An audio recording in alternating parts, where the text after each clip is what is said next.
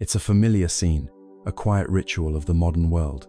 The day is done, the house is still, and you finally lay your head down, craving the sweet release of sleep. But as your body settles, your mind decides to turn on.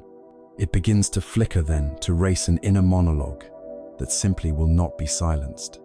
The day's events are replayed, conversations are reanalyzed, and tomorrow's to-do list begins to scroll endlessly, a phantom screen behind your closed eyes. Each thought hooks into another, creating a chain of worries, memories, and anxieties, until your mind feels less like a peaceful sanctuary and more like a crowded room where everyone is talking at once. You feel the weight of exhaustion in your bones, yet your mind, this tireless machine, continues to spin on its hamster wheel of thought, keeping the profound rest you desperately need just out of reach. This isn't a personal failing. It is the background hum of our age, a kind of mental static that follows us into the most silent hours of the night.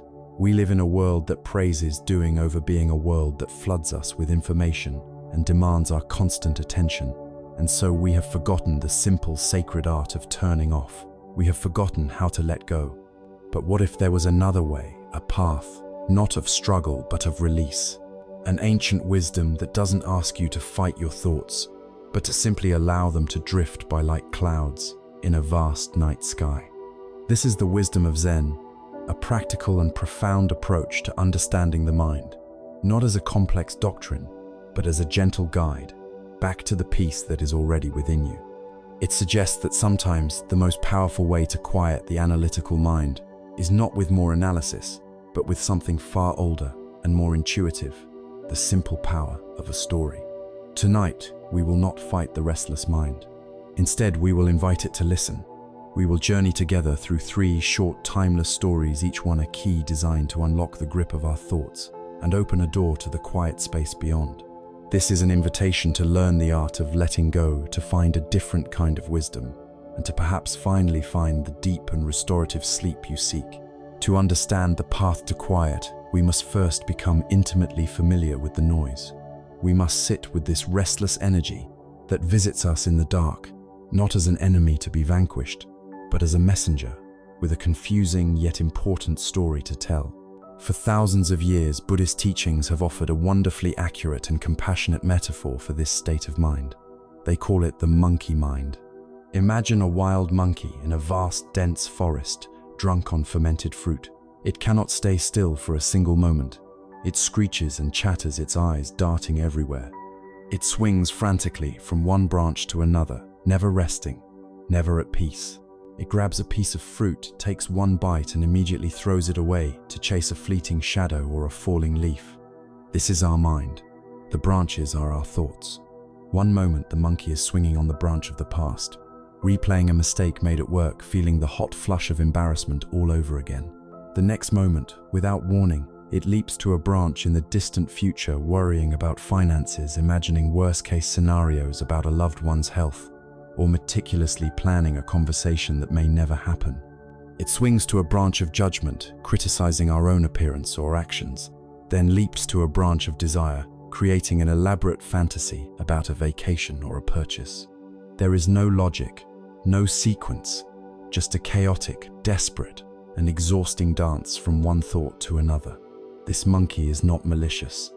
It is simply untrained, untamed, and deeply conditioned to keep moving, believing that its constant motion is somehow keeping it safe. When we lie down at night, the external world finally goes quiet. The distractions fall away, and for the first time all day we are left alone in the forest with this frantic, chattering creature, and its noise becomes deafening. This ancient metaphor finds a powerful echo in the language of modern science. What the sages called the monkey mind, neurobiologists might describe as an overactive sympathetic nervous system, our body's ancient and powerful alarm system. This system was brilliantly designed for our survival in a physically dangerous world. When our ancestors faced a genuine threat like a predatory animal, this system would flood the body with adrenaline and cortisol. The heart would beat faster, the muscles would tense, the breath would become shallow, all in preparation for an intense physical response to either fight the threat or flee from it. This is the famous fight or flight response. It was designed to be a short, intense burst of activation, followed by a period of rest, and recovery once the threat had passed. Here is the crucial problem of our modern lives, the very heart of our sleeplessness. Our brains have not evolved as quickly as our environment. The alarm system designed for a tiger in the grasslands cannot distinguish between a physical threat and a psychological one. So a critical email from your boss, an argument with your partner, a looming deadline, or even just the relentless pressure of social media all trigger the exact same ancient alarm bells. The body is flooded with the same stress hormones, the heart rate increases, the mind goes into high alert. But unlike the tiger, these modern threats are not resolved in a few minutes of intense physical activity. They linger. The threatening email sits in your inbox. The difficult conversation replays in your mind. The deadline hangs over you for weeks. And so our alarm system, designed for a sprint, is forced to run a marathon. It never fully shuts off. We live in a state of chronic low-grade activation. This explains the great paradox of modern fatigue, why you can feel utterly drained physically, your body aching for rest, yet your mind remains stubbornly, painfully awake. Your muscles are tired, but your nervous system is still on high alert, scanning the horizon for tigers that exist only as thoughts, as memories and projections. Your body has left the battlefield, but your mind is still standing guard. We even see this in the simple age-old advice given to the sleepless, the famous instruction to count sheep. It seems logical enough, a simple, repetitive, boring task to lull the mind into submission. But anyone who has truly tried this knows what the monkey mind does with such a simple instruction. You begin. 1 sheep, 2 sheep, they are jumping over a fence. The fence looks a bit old. I should really fix the fence in the backyard. That reminds me I need to go to the hardware store. I'll add that to the list for tomorrow. Oh, the list for tomorrow is already so long. How will I get it all done? I feel a wave of anxiety. What was I doing, right sheep? 23 sheep, 24 sheep. That one looks a bit smaller than the others. Maybe it's the runt of the litter. Is it getting enough to eat? Are the other sheep bullying it? The pasture looks a bit dry. I hope the farmer has another field for them. Suddenly, you are not just counting sheep. You are managing a complex agricultural operation, complete with social dynamics, weather concerns, and resource management. The simple tool for peace has been hijacked by the monkey and turned into yet another branch of anxiety. The problem isn't the technique. The problem is that we are trying to force the monkey to be still, and its very nature is to resist force. So what is the alternative? If fighting is futile and forcing is counterproductive, where do we turn? The first step, the foundational shift in perspective, is a move so subtle it can feel like doing nothing at all, yet it changes everything. It is the distinction between being lost in thought and becoming aware that you are thinking. Let's return to the image of the monkey. For most of the night, you are the monkey. You are swinging on the branches, feeling the thrill of a happy memory, the sting of a regret, the panic of a future worry. You are completely identified with the movement, lost in the drama of the mind's story. Now imagine you are no longer the monkey. Instead, you are the silent, spacious forest itself. You are the ancient, unmoving witness that holds the monkey within its awareness. From this perspective, you can observe the monkey's frantic antics. You can see it leap from branch to branch. You can hear its chatter, but you are not it. You are the space in which it appears. When a thought arises, I am going to fail that presentation tomorrow, instead of being swept away by the current of panic, a new thought can arise, a gentle, observant one. There is the thought of fear. The monkey is on the branch of worry. In that moment of recognition, a space is created. You are no longer the thought. You are the one who is aware of the thought. This is the beginning of freedom.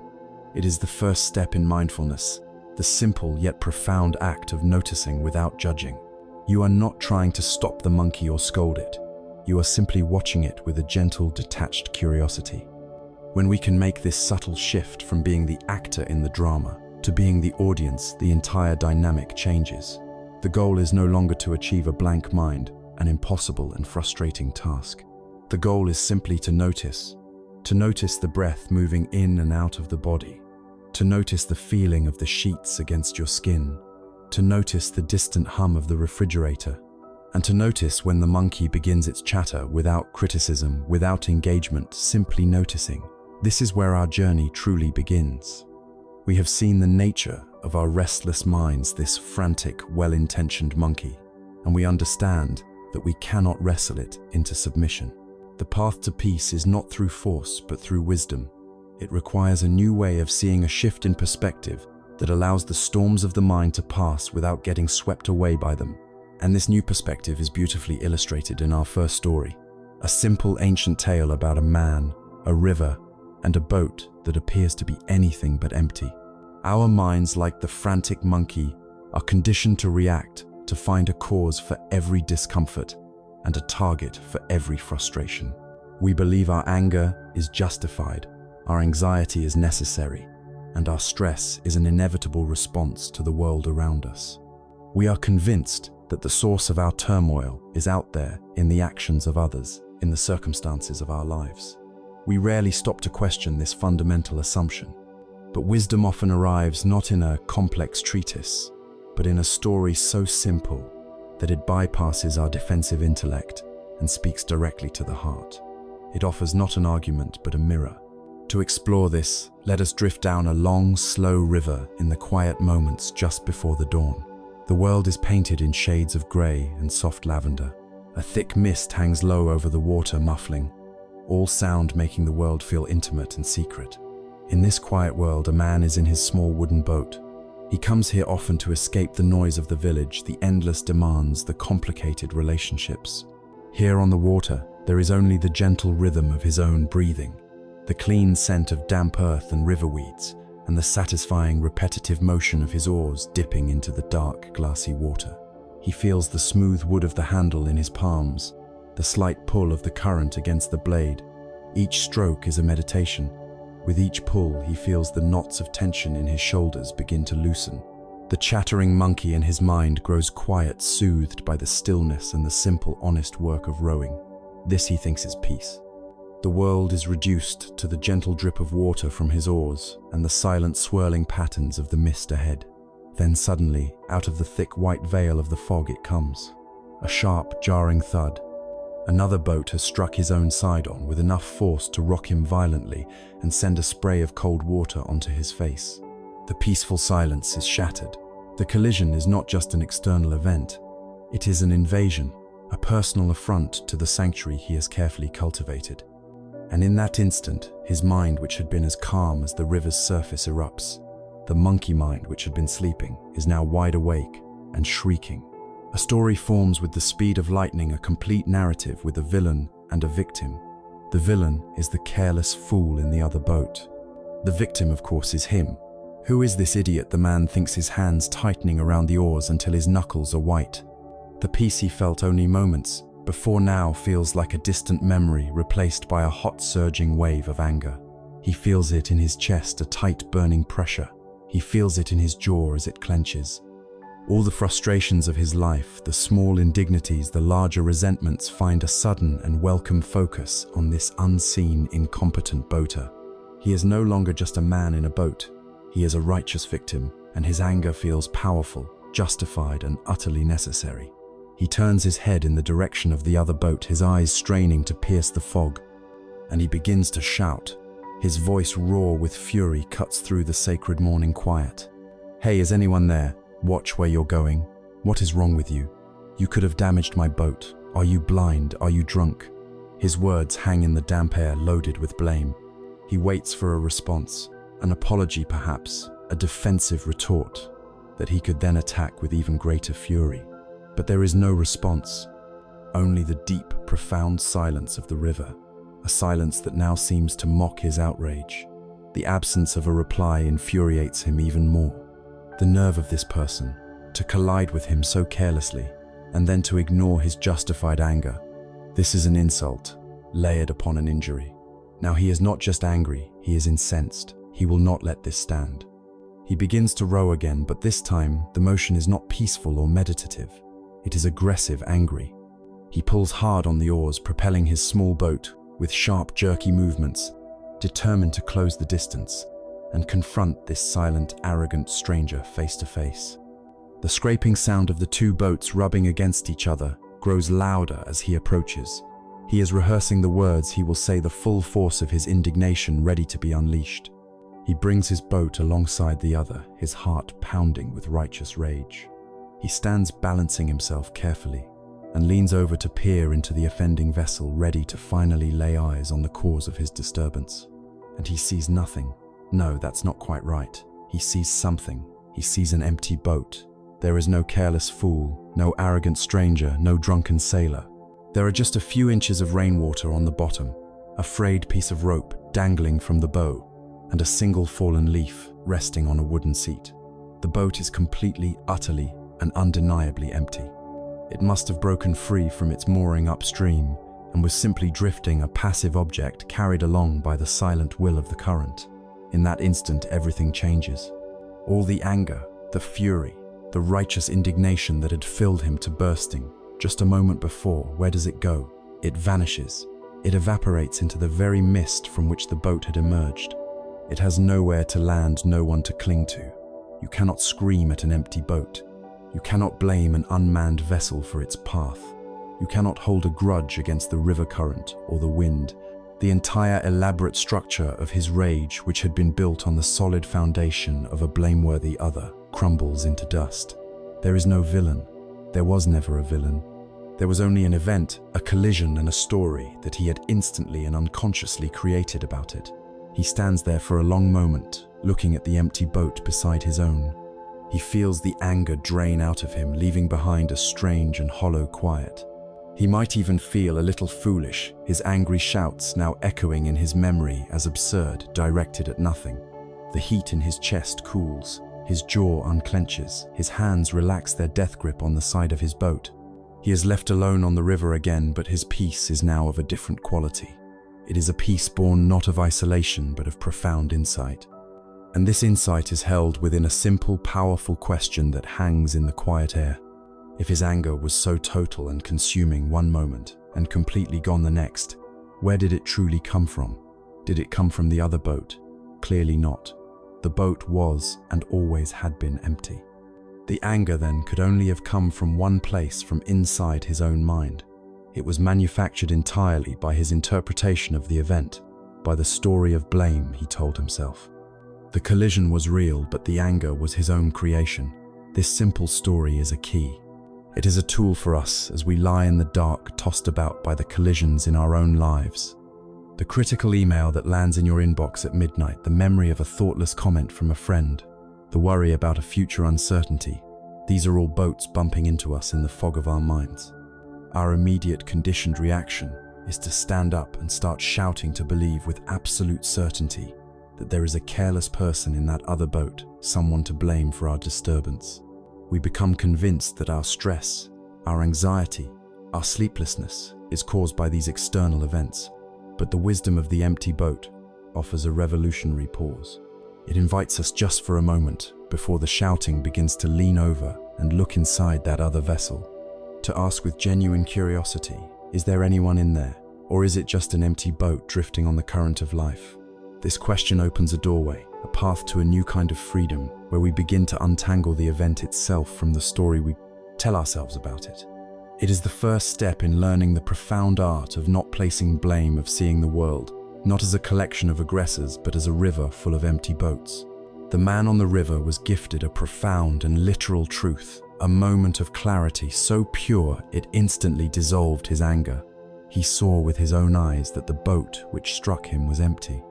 For us living our lives on the crowded, often turbulent waters of the modern world, the boats are rarely so obviously unmanned.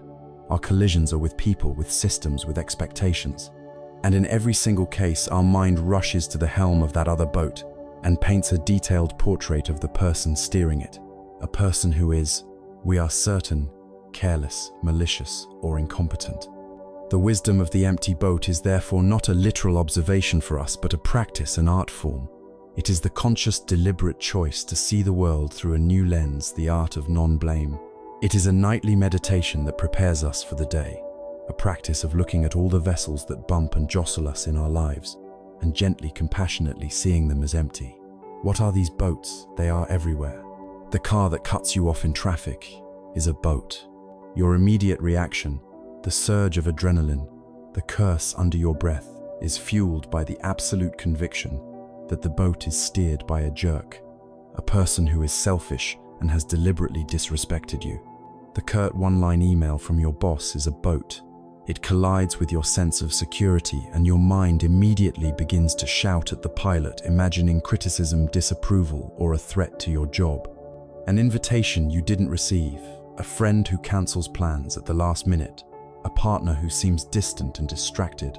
All of these are boats large and small that strike our hull. And with every impact, our monkey mind leaps into action, not just experiencing the jolt, but immediately creating a story of blame and personal injury. This is what they did to me. This compulsion to find a pilot to assign blame is one of the most deeply ingrained habits of the human mind. It is a survival mechanism, a way of making sense of a chaotic world. To the mind, chaos and randomness are terrifying. The idea that discomfort or pain can simply happen without a clear cause or culprit is deeply unsettling. Blame creates a sense of order. It creates a simple linear narrative that person did a bad thing and that is why I feel bad. This story, though often inaccurate and almost always unhelpful, feels more manageable than the complex, messy truth. Furthermore, blame validates our emotional response. If someone is at fault, then our anger feels righteous. It gives us permission to feel powerful in our indignation, to occupy the moral high ground of the victim. It is a strange comfort, this identity of the one who was wronged, because it solidifies our sense of self and our place in the narrative. And perhaps most seductively, blame absolves us of any responsibility. If the source of our distress is entirely external, then we don't have to do the difficult work of looking inward. We don't have to examine our own sensitivities, our own expectations, or our own role in the dynamic. The problem is out there, and our only job is to be angry about it. This is why giving up blame can feel so threatening at first. It feels like we are letting someone off the hook. It feels like we are surrendering our sense of justice. But what we are actually surrendering is an immense and exhausting burden, the self-imposed job of being the judge and jury for every perceived slight that comes our way. The art of seeing all boats as empty is the practice of letting go of this burden. It is not an act of denial or suppression. It is an act of profound empathy and wisdom. It is the understanding that while the boats that strike us are not literally empty, they are very often being steered by forces we cannot see. The pilot is there, but they are not thinking about us. They are distracted, lost in their own fog, struggling with the unseen currents of their own life. Let us take the example of a coworker who is consistently irritable and dismissive. Every interaction is a minor collision, leaving us feeling frustrated and disrespected. The default reaction is to label this person. They are rude, they are unprofessional, they are a problem. Our mind has found its pilot, and we feel justified in our resentment. Now let's apply the empty boat practice. We pause, we take a breath, and we allow ourselves to wonder. What are the invisible storms tossing this person's boat around? Is their child sick, keeping them up all night with worry? Are they caring for an aging parent, a task that drains their energy and patience? Are they facing a private financial crisis, a mountain of debt that occupies their every waking thought? Do they live with chronic pain, a constant grinding reality that makes simple kindness feel like a monumental effort? We don't need to know the specific answers. The act of compassionate curiosity is enough. The moment we begin to wonder, the story changes. The person is no longer a villain deliberately targeting us. They become a fellow human being struggling with their own life, their boat being tossed about by waves we can't see. Their irritability is not a weapon aimed at us. It is a symptom of their own suffering spilling over the sides of their vessel. This shift in perspective is the very definition of freedom. It depersonalizes the event. Their curtness is no longer about our worth. The cancelled plans are no longer a reflection of our friendship. The driver's recklessness is no longer a personal attack on our right to be on the road. We begin to see that most of what happens in the world is not about us. People's actions are almost always a reflection of their own inner state, their own history, their own level of awareness. They are the sum of their own unique causes and conditions, just as we are. To see their boat as empty is to acknowledge their humanity in all its messy, complicated, and imperfect glory. This does not mean we condone harmful behavior. It does not mean we become passive doormats. We can still set boundaries. We can still say, when you speak to me in that tone, it is not okay. but we can do so from a place of calm observation, rather than reactive anger. We are addressing the action, the collision, not attacking the imagined pilot. We are simply stating that our boat has been struck, and we would like it to stop without needing to make the other person a villain in our story. By releasing the heavy, useless anchor of blame, by letting go of the need to be right, we are freed up. Our energy is no longer consumed by rehearsing arguments, nurturing grudges, and policing the behavior of others. We find that we have more space, more quiet, more capacity for peace. The river of life becomes a less threatening place, not because the collisions stop, but because we have fundamentally changed our relationship to them. And so as we lie in bed, and the memory of a slight or an injustice collides with our peace, we can practice. We can see the boat. We can feel the jolt. And then we can gently stop our mind from its frantic rush to find and condemn the pilot. We can whisper to ourselves, it's an empty boat. We can imagine the unseen currents that led to this collision. In doing so, we unhook our own well-being from the actions and moods of others. We reclaim our power. When we consistently practice seeing the world this way, a remarkable thing happens. Our attention, no longer obsessively focused outward on the search for culprits, naturally turns inward. We are left with the raw data of our own experience. The boat still strikes. A feeling still rises within us. Having relieved the other boat of the burden of our blame, we are now free to turn with gentle curiosity to the feeling itself. What is this wave of emotion rising inside of us? What is its texture, its temperature, its energy, when it is no longer attached to a story of who is right and who is wrong? This is the next step in our journey to look deeply, not at the other boat, but at the ripple it creates within our own waters. By releasing our grip on blame, we perform a radical act of self-possession. We take back all the energy we were projecting outward and bring it home. But we arrive home to find the house in an uproar. A feeling is raging through the rooms, a powerful, chaotic energy we call anger, frustration, or anxiety. Our first instinct, having let the external culprit go, is to turn on ourselves. We try to suppress the feeling, to scold it into silence, or we become afraid of its intensity. We believe this feeling is a solid, dangerous entity, a fire that must be extinguished immediately. But this is another illusion, another story the mind tells. The wisdom of mindfulness teaches us that an emotion is not a thing, but a process. It is like a wave building. In the ocean, it has a beginning, a peak, and an end. It is a weather system moving through the landscape of the body. Our suffering comes not from the weather itself, but from our panicked attempts to fight it. The path to peace lies not in stopping the wave, but in learning to surf in understanding its nature, so intimately that we are no longer afraid of its power. Let us deconstruct this process. Let's slow down the chain reaction that normally happens in a fraction of a second. It begins with a trigger, the external event, the empty boat striking our own. This is the first link. The second link, and this is crucial, is the raw physical sensation that arises in the body. It happens before thought, before language. It is a pure energetic event. A sudden hot flush in the chest and face, a rapid tightening in the stomach like a clenched fist, a sharp electric jolt through the limbs, a catch in the breath. This is the raw material of emotion, the wave just beginning to form. For a fleeting moment, it exists without a name. Then comes the third link, the thought. The monkey mind, feeling this sudden surge of energy, immediately scrambles to interpret it.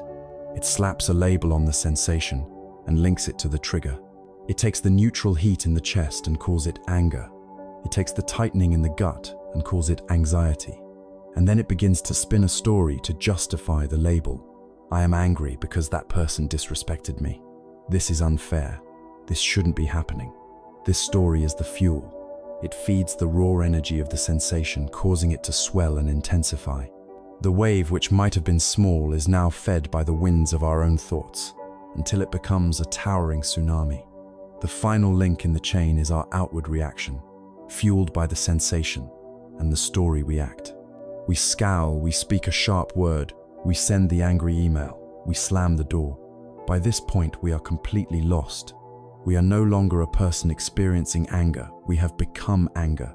The wave has crashed, and we are lost in the surf. The entirety of mindfulness practice the secret to inner freedom. lies in finding and widening the spaces between these links. The most powerful space lies between the raw sensation and the thought that labels and judges it.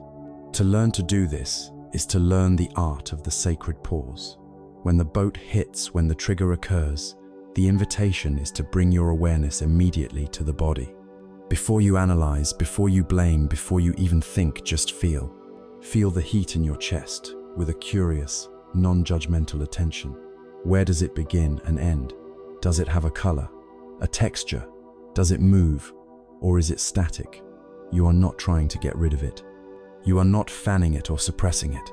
You are simply becoming intimate with the raw energy of the sensation itself. You are watching the wave build without adding the wind of your story to it. When you can do this, something miraculous happens. The sensation, when observed in this naked way, often crests and subsides all on its own.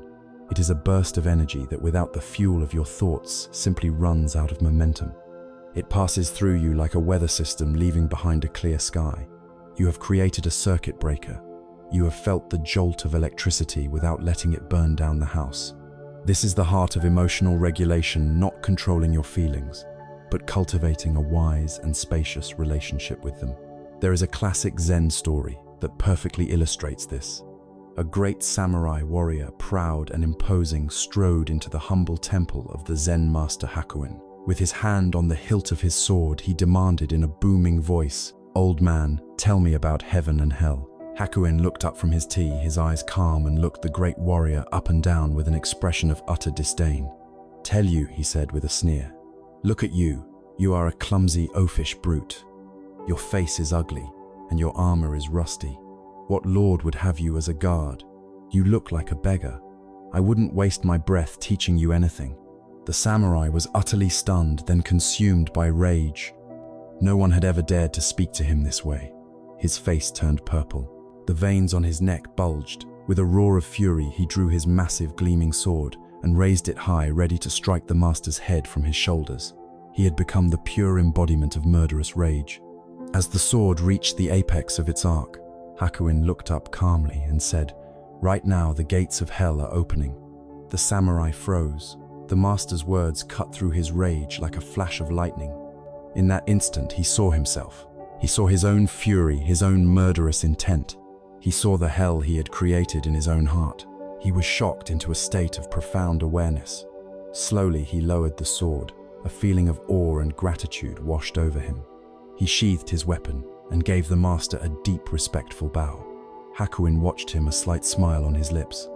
And now he said softly, "The gates of heaven are opening." This story teaches us that heaven and hell are not destinations we go to after we die. They are states of mind available to us in every single moment. Hell is to be completely identified with our reactive emotions, to be a slave to the chain reaction of anger and fear. Heaven is to be aware of our inner state, to have that sacred pause, that space of knowing that allows us to choose our response. The samurai's moment of awakening was the moment he became aware of his own anger instead of simply being it. And this brings us to a final powerful tool in this practice of deconstruction. It begins with understanding that to accept a feeling is not the same as to agree with it. Accepting that anger is present is like accepting that it is raining. To deny the rain, to scream at the sky, changes nothing. You simply acknowledge the reality of the situation. It is raining. In the same way, we can acknowledge our inner weather. Anger is present in me right now. This simple, non-judgmental acknowledgement is a radical act. We can even give it a name, a technique often called noting. As you feel the heat in your chest, you can say to yourself softly and gently, "Ah, anger," or "This is what frustration feels like," or "Worry is here." By naming it, you are externalizing it. You are creating a subject-object relationship. You are the one who is observing, and the emotion is the object being observed. It is no longer a part of your essential self. It is just a temporary visitor, a passing cloud. The beast once named begins to be tamed. This practice of deconstruction, of pausing, of creating space, and of gentle naming is transformative. It changes our inner world from a terrifying place where we are at the mercy of our own unpredictable emotions into a kind of living laboratory, a place of endless curiosity and discovery. We learn that we are not the storm, we are the sky. We are not the wave, we are the ocean. We are the vast, silent awareness in which all these experiences arise and pass away. And as we become more comfortable being this vast open sky, a new question naturally arises. What if we could consciously expand this sky? What if we could actively cultivate an inner space so boundless, so resilient, that any emotional storm would seem like a small and insignificant weather event, unable to truly disturb the profound peace of the blue beyond? This is the next step in our journey to move from simply observing our inner world to actively shaping it into a sanctuary of limitless space. The journey inward has brought us to a profound realization. We are not the chaotic, chattering monkey of the mind, nor are we the volatile weather of our emotions. These are temporary events. Our true nature, our home ground, is the vast, silent awareness in which these events take place. The most powerful and enduring metaphor for this nature is that of the sky. Your mind in its purest state is like a boundless, clear blue sky. It is open, limitless, and inherently peaceful. Your thoughts, your emotions, your sensations, both pleasant and unpleasant, are like the clouds. They arise, drift through the sky for a time, and then inevitably they dissolve. Some are light and wispy, others are dark and turbulent storm clouds. But no matter how thick or dark the clouds become, they never stain, damage, or fundamentally change the nature of the sky itself. The sky remains always perfect, always whole, patiently waiting behind the weather. Our human predicament, the source of so much of our anxiety and sleeplessness, is that we have forgotten we are the sky. We have spent our lives identifying with the clouds. When an angry thought arises, we say, "I am angry." When a sad feeling comes, we say, "I am sad." We fixate on the passing weather, believing that it defines us, and we are tossed about by every change in the atmospheric pressure of our minds. To cultivate inner space is to reverse this lifelong habit. It is the practice of consciously shifting your identification from the transient clouds to the eternal sky that holds them. It is remembering your own vastness. This might sound abstract, but the gateways to this experience are profoundly simple and available to you at any moment. The first and most immediate gateway is your own breath. As you lie there, bring your attention to the rhythm of your breathing. Don't try to change it, just feel it. Feel the air entering your nostrils cool and fresh. Follow it down into your lungs. Feel the gentle expansion of your chest and belly. This is the universe breathing you. Then feel the pause at the top of the in-breath, a moment of perfect stillness. And then the release, the gentle letting go of the out-breath as the body softens and surrenders. Each breath is an opportunity to experience space. The in-breath creates space within the body. The out-breath releases you into the space around you. By resting your attention on this simple physical rhythm, you anchor your awareness in the present moment, pulling it away from the clouds of past regrets and future worries. Another gateway is the sense of hearing. Allow your awareness to open up to the world of sound. First notice the closest sounds, perhaps the sound of your own breathing, or the hum of a fan in the room. Then, without straining, allow your field of hearing to expand. Notice sounds elsewhere in the house, the creak of the floorboards, the gentle hum of the refrigerator. Now expand your awareness even further beyond the walls of your home. Can you hear the distant sound of traffic, the bark of a dog far away, the whisper of the wind? As you do this, you experience your awareness, not as a small thing trapped inside your head, but as a vast open field in which all these sounds are, arising and passing away. You are connecting with the spaciousness of consciousness itself. You can do the same with the feeling of the physical space you are in. Feel the vastness of the room around you. Sense the distance between your body and the walls, the space between you and the ceiling. Feel the air on your skin. You are not just a body in a room. You are the awareness that is conscious of both the body and the room. You are the space in which it is all happening. There is a beautiful teaching story that illustrates the benefit of cultivating this inner spaciousness. A spiritual master once asked his young, distressed apprentice to fetch him a handful of salt. When the apprentice returned, the master instructed him to put the salt into a small glass of water and then drink it. The apprentice did as he was told, and immediately spat the water out, grimacing. "How does it taste?" the master asked. "It is bitter, and unbearable, the apprentice cried. The master smiled gently and then led the apprentice down a path to a vast, crystal-clear freshwater lake that shimmered in the sun. He instructed the apprentice to throw another handful of salt into the lake. Then he said, "Now drink from the lake." The apprentice scooped up the cool, clear water with his hands and drank deeply. "How does it taste?" the master asked again. "It is fresh, pure, and wonderful," the apprentice replied. "But did you taste the salt?" the master inquired. "No," said the apprentice, "I could not taste it at all. It seemed to disappear." The master then sat beside him and explained, "The pain and suffering of human life are like this handful of salt. The amount of salt does not change, but its effect on you depends entirely on the size of the container you put it in. When your mind is small, tight, and constricted, when your awareness is like this glass of water, even a small amount of suffering can poison your entire experience and make your whole life taste bitter. But when you learn to cultivate a mind that is vast, open, and spacious, like this lake, you can hold the same amount of pain without being overwhelmed by it. The salt is still there, the pain is still real, but it is held in such a vast container of peace and awareness that its bitterness is diluted, and you can still taste the freshness of life. To cultivate inner space is to become the lake, not the glass. It is to grow your capacity to hold life's inevitable sorrows with grace and resilience. This is not a practice reserved only for your meditation cushion or for the sleepless hours of the night. It is a skill you can weave into the fabric of your entire day, turning mundane moments into opportunities for profound peace. When you are waiting at a red light instead of reaching for your phone or fuming at the delay, you can use those 30 seconds as a gift. Take a conscious breath. Feel the space in your car. Notice the sky. You are transforming a moment of frustration into a moment of practice. When you are washing the dishes, instead of being lost in a mental movie of your day, bring your full attention to the experience. Feel the warmth of the water on your hands. See the iridescence of the soap bubbles. Hear the sound of the plates clinking together.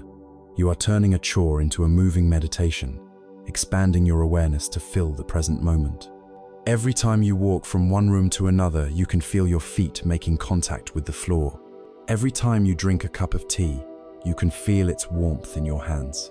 These are microdoses of mindfulness, small acts of remembrance, where you consciously shift from being lost in the clouds of thought to resting in the open sky of awareness. Each time you do this, you are strengthening a neural pathway. You are building a new mental muscle. You are making peace and spaciousness your default state, your home base, the place you return to naturally again and again. By practicing in this way, we gradually embody the wisdom of the empty boat. We become the vast, calm lake. The daily collisions, the boats that bump into us still happen. The handful of salt is still thrown into our waters. But because our container is so vast, the impact is small. The ripples spread out and dissolve quickly.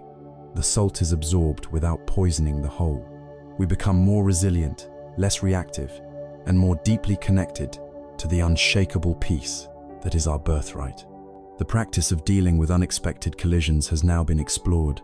We have learned to see the other boat as empty, to witness our own inner reaction without judgment, and to cultivate a spacious mind that can absorb the impact. But our minds create another, more complex layer of difficulty. We do not just react to events, we constantly judge them, labeling them as either good luck or bad luck. This constant judgment creates a volatile inner roller coaster of excitement and despair, pulling us away from the steady ground of peace. How do we navigate this endless cycle of fortune and misfortune? This question leads us directly to our second story, a tale of a wise old farmer who had a very different relationship with the unpredictable events of life. We have learned to cultivate a spacious mind, an inner lake, vast enough to absorb the impact of life's collisions without being poisoned by their salt. This is a profound step toward peace. However, we create another layer of turbulence for ourselves, one that is more subtle and pervasive than any external event. It is the ceaseless activity of the mind, as it judges, labels, and categorizes every single thing that happens to us. This experience is good, that one is bad. This is a success, that is a failure. This is fortunate, that is a tragedy. Our inner peace becomes entirely dependent on getting more of the good and avoiding all of the bad. We live on a self-made roller coaster soaring with elation, one moment plunging into despair, the next clinging desperately to the peaks and dreading the valleys. This constant act of judgment is exhausting, and it is based on a fundamental illusion, the illusion that we can possibly know the true nature and ultimate outcome of any single event.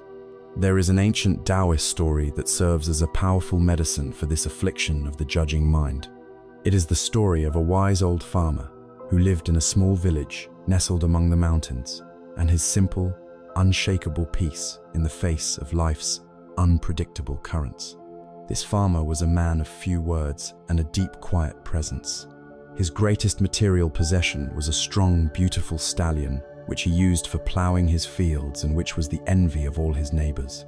One morning, the farmer went to the stable and found it empty. The horse had broken through the fence and run away into the wild, untamed mountains. Soon the news spread throughout the village.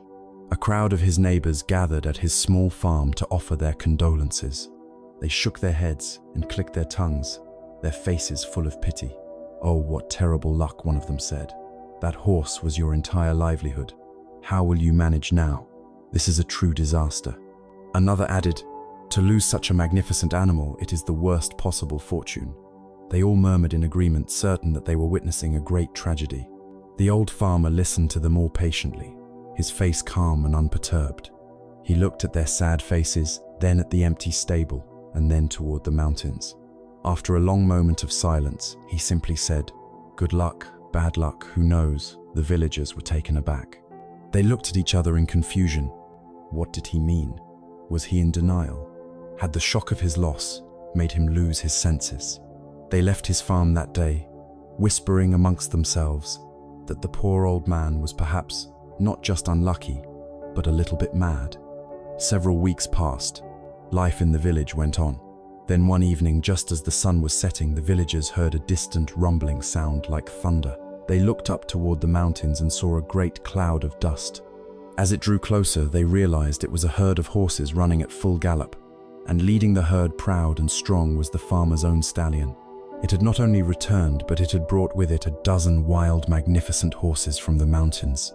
The entire village erupted in excitement. The crowd once again rushed to the old farmer's house, but this time their faces were beaming with joy and envy. "Your horse has returned," they shouted, "and he brought so many more with him. You are now the wealthiest man in the entire region. What incredible, unbelievable good fortune." They slapped him on the back, celebrating his miraculous turn of fate. They were absolutely certain that this was a wonderful, blessed event. The old farmer stood quietly watching as the beautiful wild horses milled about in his corral. He listened to the joyous shouts of his neighbors, a faint, gentle smile on his lips. And when they had finished their congratulations, he looked at them and said, with the same steady calm as before, "Good luck, bad luck, who knows?" This time the villagers were utterly baffled. He had been poor and hadn't complained, and now he was rich and wouldn't celebrate. Why couldn't he accept his good fortune? "The old man truly is strange," they said to each other, as they walked away, shaking their heads in bewilderment. The farmer had one son, a strong, capable young man who was the light of his life. The son, thrilled with their new fortune, took on the challenging task of breaking and taming the wild horses. He was an excellent horseman, but one of the wild stallions was particularly powerful and spirited. One afternoon, as the son was riding the stallion, the horse bucked violently, throwing the young man high into the air. He landed badly on the hard-packed earth. There was a sickening crack that could be heard across the farm. His leg was terribly broken. The village healer was summoned, and after examining the boy, he gave a grave diagnosis. The break was severe. The bone would heal, he said, but it would never be straight again. The young man would walk with a limp for the rest of his life. The news once again rippled through the village, and the neighbors came, their faces now masks of deep sorrow. "Oh, the tragedy," they whispered. "These horses were not a blessing, they were a curse. Your only son has been crippled. First you had no horse, then you had too many. This is surely the worst luck a man could suffer." They saw this event as a clear and undeniable catastrophe. The old farmer sat by his son's bedside, his hand resting gently on his son's forehead. His expression filled not with despair, but with a deep, quiet compassion. He listened to the villagers' sorrowful pronouncements, and once again he replied, with his unwavering, quiet refrain, Good luck, bad luck, who knows? At this, the villagers gave up. The man was beyond understanding. He was completely detached from the joys and sorrows of life. He was truly mad. A year or so later, the political climate in the country shifted. War broke out with the neighboring kingdom, and the emperor's recruiters marched into the remote village. They carried official orders to conscript every single able-bodied young man to fight in a long and brutal war, a war from which it was said very few would ever return. There was weeping and wailing in every house as sons were forcibly taken from their grieving parents. The recruitment officers, stern and unyielding, came to the old farmer's house. They strode in and saw his son lying on his cot, his leg crooked and misshapen. They took one look at his debilitating limp, declared him unfit for military duty, stamped their papers, and moved on. And so, while every other family in the village was consumed by the terrible grief of losing a son to the war, the farmer's son remained safe at home. The villagers, their hearts broken, finally understood. They came to the old farmer's house one last time. There were no shouts of joy or sorrow. There was only a profound, humbled silence. They looked at the farmer and at his son safe beside him. And in their eyes, the old man could see that they had finally grasped the deep, profound wisdom he had been offering all along. They now understood that his so-called bad luck had been the greatest good luck of all. The story serves as a gentle but powerful reminder of the limits of our own perception. We see only a tiny fragment of a vast, interconnected tapestry of causes and effects that stretches far beyond our comprehension. To label any single thread as good or bad is an act of profound arrogance. The farmer's peace came not from being emotionless, but from his humble willingness to surrender to this great mystery. His calm response was a declaration of trust in the unfolding process of life, a trust that our anxious, judging minds can rarely find. And it is this very habit of judging, this noisy certainty of the mind, that we must now examine more closely to see the immense and heavy price we pay for it every single day. The story of the farmer and his horse feels both profoundly wise and, to our modern sensibilities, strangely alien. His calm, steady refrain of "good luck, bad luck, who knows," stands in stark opposition to the noisy, frantic inner monologue that governs most of our lives. Where the farmer confesses his ignorance, our minds constantly scream, "I know." We believe we know exactly what is good for us and what is bad for us. We operate as though we have a clear and accurate map of reality, when all we truly have is a crumpled, coffee-stained sketch. The human mind is by its very nature a labeling machine. It is a dualistic engine that takes the seamless flowing river of reality and chops it into binary pairs: good, bad, right, wrong, success, failure, fair, unfair, win, lose. This is a primitive function born from the evolutionary need to make split-second assessments to quickly determine if an approaching shape is a source of food or a source of danger. But this simple binary processor, which was so useful on the ancient savannah, has become a tyrant in the complex landscape of our modern lives. It is the primary architect of our inner turmoil, forcing us to ride a relentless emotional roller coaster based on its crude and often mistaken judgments. Consider the mechanics of this roller coaster. When an event occurs that our mind labels as good, a promotion at work, a new romantic partner, a sudden financial windfall, we experience a rush of pleasure. But this pleasure is immediately followed by a shadow. The shadow is the fear of loss. The moment we label something as good, we begin to cling to it. Our happiness becomes conditional, dependent on that external thing remaining in place. We start to worry, what if I lose this job? What if this person leaves me? What if the money runs out? The initial joy is quickly tainted by the anxiety of its own impermanence. The good label, which seemed like a source of happiness, has actually become a source of subtle, gnawing stress. The opposite side of the ride is even more turbulent. When an event occurs that our mind labels as bad, a project fails, a relationship ends, we receive a frightening diagnosis. We experience the initial, unavoidable pain of the situation. But then our judging mind adds a second and often more painful layer of suffering on top of the first. This second layer is called resistance. We tell ourselves, this shouldn't be happening. This is wrong. This is unfair. This mental fight against reality, this refusal to accept what has already occurred, is the source of our deepest anguish. It is what turns pain into despair, disappointment into depression, and worry into terror. It is not the events themselves, but our rigid, instantaneous judgments about them that create the violent, sickening swings of the roller coaster. The farmer's wisdom offers us a way to step off this ride.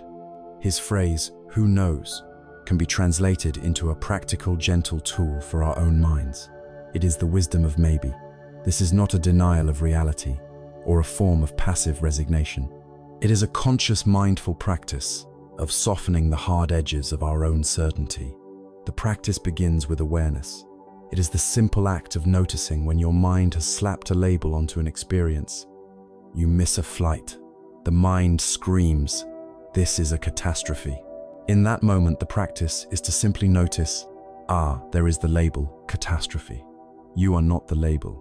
You are the one who is aware of the labeling process. The second step is to gently insert the word, maybe. You don't have to believe it fully at first. You are simply creating a crack in the concrete wall of your own certainty. So the thought, "I lost the client. This is a disaster," becomes, "I lost the client. Maybe this is a disaster." That single word, maybe, is a key that unlocks the prison of your own judgment. It opens the door to other possibilities. Maybe losing this stressful client will free up my energy for a better one. Maybe this failure will teach me a crucial lesson that will lead to a much greater success down the road. Maybe this event, which feels so terrible right now, is a necessary link in a chain leading to something wonderful that I cannot yet see. This practice applies just as powerfully to the good events. You receive an unexpected honor or award. The mind shouts, "This is the greatest moment of my life. My happiness is complete." The practice is to notice the label and gently insert the softener. "I received this award. Maybe this is the greatest thing. Who knows?" This is not pessimism. It is a wise and compassionate realism. It protects you from clinging. It prevents you from attaching your entire sense of self-worth to a fleeting external validation. It allows you to enjoy the pleasant experience fully without the desperate need for it to last forever. You are holding your good fortune with an open hand rather than a clenched fist. This practice of maybe is a gentle refusal to add that second layer of suffering. When something painful happens, you allow yourself to feel the pain, the disappointment, the sadness, but you refuse to add the second, more painful layer of judgment that says, "This is an absolute tragedy and it shouldn't be happening." You simply stay with the reality of the situation. This is happening. It is painful. And who knows what it will lead to? You allow life to be the mystery that it is. In this practice, we find a profound liberation. We are freed from the exhausting, impossible job of being the arbiter of reality. We let life unfold as it will without the constant need for our mind's commentary and approval. We begin to trust the process. When you look back on your own life, you will almost certainly find examples of the farmer's wisdom playing out. Perhaps a painful breakup was the very thing that led you to discover your own strength and eventually meet a more suitable partner. Perhaps being laid off from a job you thought you loved was the catalyst that pushed you to start your own business or pursue a passion you had long ignored. Perhaps a health scare became the turning point that led you to a healthier and more meaningful way of living. Life is a vast, interconnected ecosystem, and our viewpoint is like that of an ant on a single leaf of a giant tree. We simply cannot see the whole picture. The practice of maybe is the humble and honest admission of this truth. It is the alignment of our minds with the way reality actually works. This softening of our judgment, this release from the need to know what everything means, is a step toward a deep and abiding peace. It is an act of humility, and this humility points us toward an even more fundamental illusion that our culture encourages us to maintain the illusion that we are, or even should be, in complete control of our lives. The farmer's peace was born from non-judgment, but his non-judgment was rooted in a deep, unspoken acceptance of what he could and could not control. And it is this very topic, the seductive and damaging illusion of control, that we must turn to next. The farmer's quiet wisdom shows us a way beyond the roller coaster of judgment. But to truly embody his peace, we must dig deeper beneath the habit of judging to unearth the very root from which it grows. That root is one of the most powerful and cherished illusions of the modern world, the illusion of control. We are raised in a culture that worships at the altar of control. We are taught that with enough planning, enough effort, enough willpower, we can and should bend the world to our desires. We create 5-year plans, track our metrics, optimize our schedules, and strive to manage every variable of our lives, from our careers to our diets, to our very emotions. We believe that a successful life is a controlled life, and that anything less is a form of failure. This relentless pursuit of control is the source of a vast and pervasive anxiety. It is the quiet hum of pressure that underscores our days and keeps us awake at night. We live with the constant stressful feeling that we are a juggler, desperately trying to keep a dozen glass balls in the air. We know that at any moment one might drop, and we believe that if it does, it will be our fault. The farmer's peace comes from a place of profound sanity. He is not a juggler. He has understood a fundamental truth that we have forgotten the truth, that most of the balls are not and have never been in our hands to begin with. The beginning of wisdom is to get ruthlessly honest about what we are trying to control and to see the absolute futility of the effort. We spend an enormous amount of our life's energy trying to control other people. We try to control what they think of us, hoping to secure their approval or admiration. We try to control their actions, wanting them to behave in a way that makes us feel comfortable or secure. We try to control their feelings, believing it is our job to make them happy or to stop them from being sad. This effort is doomed to fail and is the source of endless frustration and conflict. Every other person is the sovereign ruler of their own inner world, tossed about by their own unseen currents just as we are. To try and control them is as pointless as the man on the river shouting at the empty boat. We also invest incredible energy in trying to control the future. We create elaborate mental blueprints for how next week, next year, or the next decade should unfold. We suffer from anxiety when reality deviates from our plan, which it always does. The future, by its very nature, is a vast, foggy expanse of infinite possibilities. To believe our small mental map can command that territory is an act of profound delusion. Most importantly, we try to control outcomes. We believe that if we put in the right effort, we are entitled to a specific result. We run the perfect marketing campaign and believe we are entitled to the sale. We are the perfect partner and believe we are entitled to a relationship that lasts forever. We eat all the right foods and do all the right exercises, believing we are entitled to perfect health. But life doesn't work that way. The universe has no sense of entitlement. This is where we must make a crucial and life-altering distinction, the distinction between control and influence. To let go of the illusion of control does not mean we become passive victims of circumstance. It means we learn to shift our energy from the things we cannot control to the one and only thing we ever truly have any sway over, which is our own effort and intention. Control is rigid, brittle, and forceful. It is the desperate attempt to dictate a specific outcome. It is the person screaming at the tide to stop rising. Influence is flexible, gentle, and focused only on our own actions. It is the person who, knowing the tide will rise, focuses on building a sturdy, seaworthy boat. The farmer practiced influence, not control. He focused his energy on his circle of influence, plowing his fields, mending his fences, caring for his son, and maintaining his own inner equilibrium. He wasted no energy on his circle of concern, the weather, the whims of a wild horse, the edicts of a distant emperor, the opinions of his neighbors. All his power was concentrated where it could actually make a difference. The peace that we seek is found in this very shift. It is the relief that comes from putting down the impossible burden of managing the universe and focusing only on the small, manageable garden of our own actions.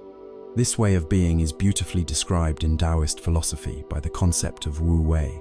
Wu Wei is often translated as non-action or non-doing, but this is misleading. It does not mean sitting around and doing nothing. A more accurate translation is effortless action, or action without struggle. It is the art of acting in harmony with the natural flow of things, rather than fighting against them. Imagine a person trying to paddle a canoe up a powerful, fast-flowing river. They dig their paddle in with all their might. Their muscles strain, sweat pours down their face. They are filled with stress and frustration, and despite their monumental effort, they make almost no progress. They are fighting the river. This is the opposite of Wu Wei. Now imagine another person on a simple raft in the same river. They are not trying to go upstream. They have accepted the river's direction. They hold a long pole, and with gentle, skillful nudges against the riverbed or rocks, they steer their raft, avoiding obstacles, navigating the currents, and using the river's own immense power to carry them swiftly and easily on their journey. This is Wu Wei. The farmer lived a life of Wu Wei. He did not chase the horse into the mountains, which would have been a futile struggle. He trusted the flow of events and waited. He did not resist the army's inspection, which would have been a dangerous fight. He allowed the event to happen, and his non-resistance ensured his son's safety. He learned to sense the direction of the great river of life and to align his actions with it, never wasting energy in a head-on struggle. When we can begin to embody this, our entire orientation to life shifts. We cease to see life as a series of problems that we must solve, conquer, and control. We begin to see it as a vast and mysterious river, and we learn to become skillful navigators rather than frustrated fighters. We accept that there will be rapids, and there will be calm stretches. There will be unexpected bends and hidden obstacles. Our job is not to flatten the river into a straight, predictable canal. Our job is to cultivate the inner balance, wisdom, and flexibility to navigate the river as it is. This is the ultimate letting go. It is the surrender of our ego's demand that life conform to our wishes. It is in this surrender that we find not defeat, but a profound and unshakable peace. And as we release the exhausting, small-minded effort of trying to control every detail, our perspective naturally begins to widen. We stop staring at the turbulent water just in front of our boat, and we lift our gaze to the horizon. From this higher vantage point, we start to see how the river twists and turns, how the bend that seemed so frightening from a distance was actually leading to a beautiful sunlit valley. We begin to see the bigger picture. This is the perspective of the farmer, a perspective born from trusting the unfolding process of the whole. The wisdom of the farmer rooted in non-judgment and a release from the illusion of control brings us to the edge of a profound and tranquil sea. We have stopped labeling the waves as good or bad. We have stopped trying to command the tides. This naturally leads to a new way of being, a new relationship with the water. If we are no longer judging it or fighting it, what is left? The answer is trust. This is not a blind sentimental faith, but a deep, intelligent, and courageous trust in the unfolding process of life itself. It is the final piece of the farmer's puzzle, the shift in perspective that allows us to move through the world with a quiet heart and a peaceful mind. To grasp this, we must zoom out. We must climb from the deck of our small boat to a high cliff overlooking the entire ocean and see the bigger picture. Our ordinary, anxious way of seeing the world is like standing with our nose pressed against a single tiny tile in a vast and magnificent mosaic. The tile directly in front of us might be a dull, muddy brown or a shocking, aggressive red. Based on this single piece of data, we form a conclusion about the entire work of art. This is ugly, we declare. This is a failure. We are unable to see that this dull brown tile is the perfect necessary shadow under a gentle hand, or that the shocking red is the vibrant heart of a blooming rose just a few feet away. We mistake the part for the whole. Our lives are this mosaic. Each event, each day, each joy, each sorrow is a single tile. Our habit is to judge the entire masterpiece of our existence based on the color of the single tile we are experiencing right now. The practice of trusting the unfolding process is the practice of taking a few steps back. It is the humble admission that from our limited vantage point, we simply cannot see the full picture. We cannot know how this dark, difficult tile fits into the grand and often breathtaking design. Life is not a series of disconnected random events. It is a vast, intricately woven tapestry where every single thread is connected to every other thread in ways we can rarely perceive in the moment. What appears to be a loose end or a tangled knot from one perspective is from another a crucial part of the pattern. A bad event today is often the necessary prerequisite for a good event tomorrow. That cancelled flight that caused so much frustration might be the very thing that saves you from a storm or places you in the airport lounge next to your future life partner. The business deal that fell through, leaving you feeling like a failure, might free up your resources and your attention for a far greater opportunity. that was waiting just around the corner. We live our lives looking forward into the fog, but we understand our lives only by looking backward at the path we have traveled. It is only in retrospect that the strange detours, the painful falls, and the unexpected delays reveal their hidden logic and purpose. The late founder of Apple, Steve Jobs, spoke about this with profound clarity in a famous commencement address. He told the story of how after 6 months at a prestigious college, he decided to drop out. From the outside, and certainly to his working-class parents who had spent all their savings on his tuition, this looked like an unmitigated disaster. It was a dark, ugly tale. He had failed. But because he had dropped out of the formal curriculum, he no longer had to take the required classes. This freed him up to drop in on the classes that genuinely interested him. One of these was a class on calligraphy. He was fascinated by it, learning about serif and sans serif typefaces, about the art of varying the space between letter combinations, about what makes great typography great. At the time, it was an act of pure curiosity with absolutely no hope of any practical application in his life. It was a beautiful but seemingly useless thread. He followed it simply for the joy of it. 10 years later, a decade after that seemingly disastrous decision to drop out, Jobs was designing the first Macintosh computer, and it all came back to him. The Macintosh was the first computer with beautiful proportional typography. The calligraphy class, that random, impractical dot from his past, became the cornerstone of a revolution in personal computing. As he explained it, you can't connect the dots looking forward. You can only connect them looking backwards. So you have to trust that the dots will somehow connect in your future. You have to trust in something, your gut, destiny, life, karma, whatever. This approach has never let me down, and it has made all the difference in my life. This is the very essence of trusting the unfolding process. It is not a passive hope that things will magically work out according to our preferences. It is an active and courageous trust that even when the dots make no sense, even when the path is confusing and painful, a hidden coherence is at work. It is the trust that the universe or life or reality has a far greater intelligence than our small, anxious planning minds. This trust is built not on fantasy, but on evidence. The primary source of evidence is your own life. As you lie here, allow your mind to gently drift back in time. Can you find a dot in your own past that at the time you labeled as bad luck, a relationship that ended in heartbreak, a job you were fired from, a time you felt lost, ashamed, or utterly defeated? Hold that memory gently. Now follow the thread from that dot forward. What happened next? What did that painful ending make possible? What strength did you discover in yourself because you had to? What new path did you take only because the old one was blocked? What wisdom did you gain from that failure that you now use every single day? In the patterns of your own past, you will find the proof you need to trust your future. You will see again and again how the most difficult tiles were essential to the most beautiful parts of your life's mosaic. This trust changes everything. It allows us to hold our present circumstances with a lighter touch. When things are going well, we can enjoy them fully without the desperate, fearful clinging that comes from believing this is the only source of our happiness. We know it is just one beautiful tile, and we don't need to fear the next one. When things are difficult, we can meet the pain with courage and curiosity, without the second layer of despair that comes from believing this is the final word on our life story. We can ask, this is painful.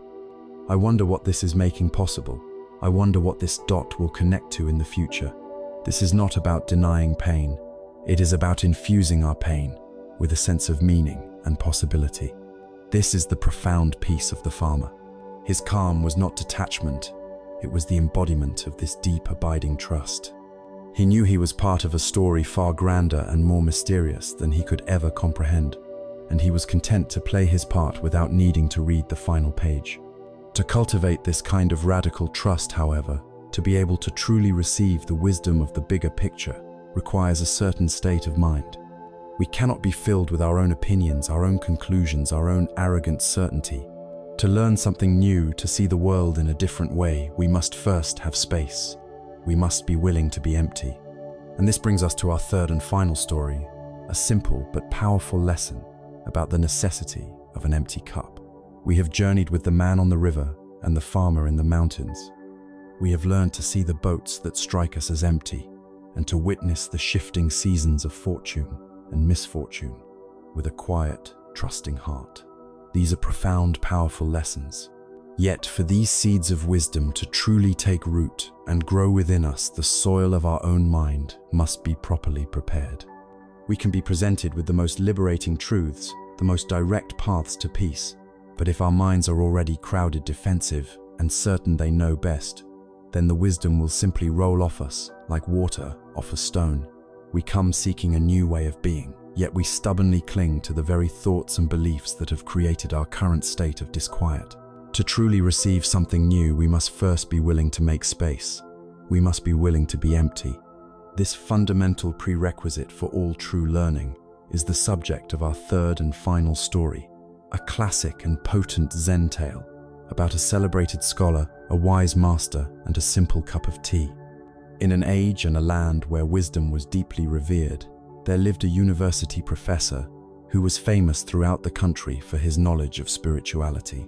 He was a man of formidable intellect. He had read every sacred text, every philosophical treatise, every commentary on the nature of reality. He could quote long passages of the sutras from memory and could debate the finest points of doctrine for hours on end. He had built a fortress of knowledge around himself, and from within its walls he was seen as an authority. Yet in the quiet, honest moments of the night, he felt a persistent, gnawing emptiness. All his knowledge felt like a collection of beautiful, dry maps of a land he had never actually visited. He had the words, but he did not have the experience. He heard tales of an old Zen master who lived a simple, reclusive life high in the mountains, a man who had no books and wrote no commentaries, but who was said to possess a deep and authentic understanding. Driven by a mix of genuine curiosity and intellectual pride, the scholar decided he would visit this master.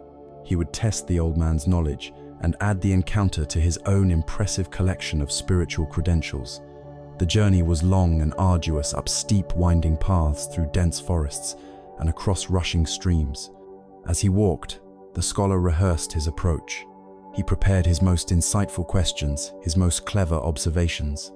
He would begin by explaining his own deep understanding of the Dharma, to establish himself as a peer, not a mere student. He was not coming as a novice, but as one expert seeking to consult with another. Finally, he arrived at a small, humble hermitage, a simple wooden hut with a vegetable garden and a commanding view of the clouds below. The master, a man with a face as serene as the ancient mountains and eyes that twinkled with a gentle light, greeted him with a simple bow and invited him inside. The scholar, barely pausing to catch his breath, immediately began to speak. He spoke of his studies of the different schools of thought, of the paradoxes within the ancient texts. He compared and contrasted complex philosophical ideas, his voice filling the small, quiet room with a torrent of words and concepts. He was showcasing his immense learning, demonstrating the fullness of his knowledge. The old master sat opposite him, listening patiently. He did not interrupt. He did not argue.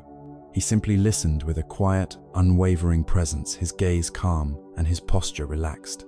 After the scholar had been speaking for some time, the master held up a hand gently and said, "You have traveled a long way.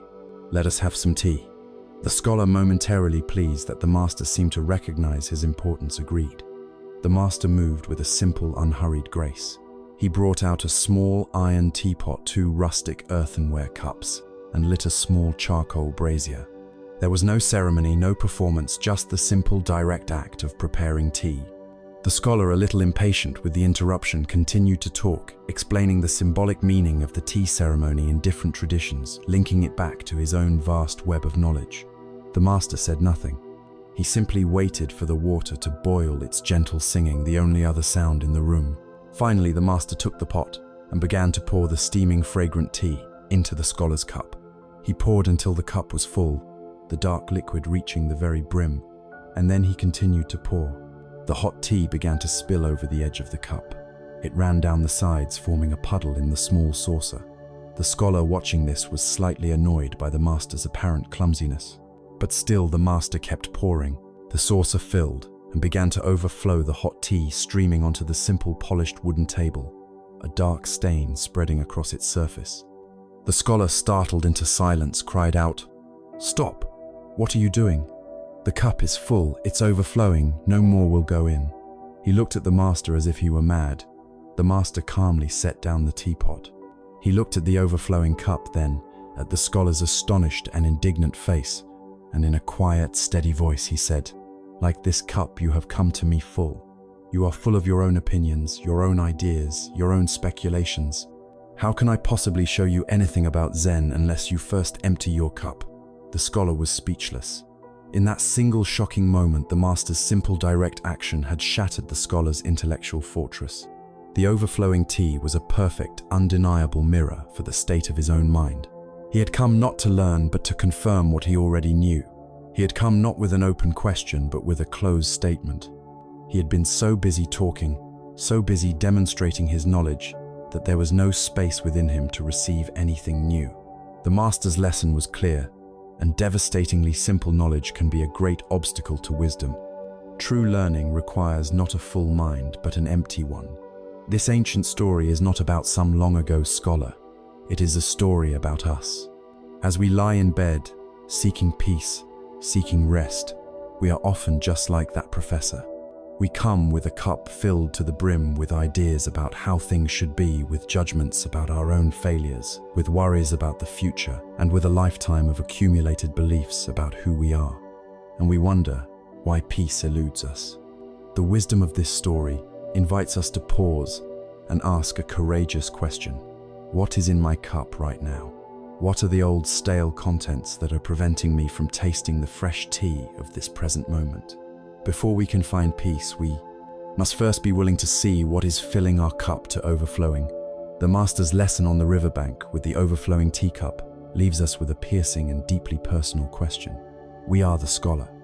Our minds are the cup. And as we seek rest, as we long for peace, we must have the courage to look honestly at what already fills us to the brim. This is not an exercise in self-criticism. It is a gentle, compassionate inventory, a moment of recognition. For we cannot empty a cup if we do not first realize that it is full. So what is this stale, lukewarm tea that occupies the precious space in our minds, preventing us from tasting the fresh, vitalizing reality of the present moment? The contents are a rich and complex brew steeped over a lifetime. First, there is the tea of our past experiences. Our minds are brilliant archives, and they hold every triumph and every wound. If we were hurt in a past relationship, that experience becomes a dark, bitter tea that colors every new person we meet. We look for signs of betrayal, we expect to be let down, and we are closed to genuine connection because our cup is already full of past pain. If we achieved success through a specific strategy at work, that success becomes a strong, heady brew. We then try to pour that same tea into every new project, every new challenge, unable to see that a different situation requires a fresh approach. Our past, which should be a source of wisdom, becomes a rigid prison, its old stories endlessly replaying and preventing us from writing a new one. Then there is the tea of our ingrained beliefs and prejudices. These are the shoulds and should nots we have absorbed from our family, our culture, and our society. We carry around a full cup of ideas about what a successful life is supposed to look like, how we are supposed to feel, how others ought to behave. When reality does not conform to these deeply held, often unconscious beliefs, we experience friction, frustration, and a sense of righteous indignation. We are so busy judging reality for not matching the contents of our cup that we never stop to question the contents themselves. Like the scholar, our cups are also brimming with theories, concepts, and intellectual knowledge. In our information-rich age, this is a particularly potent brew. We read books on happiness, listen to podcasts on mindfulness, and watch videos about enlightenment. We become experts on the idea of peace.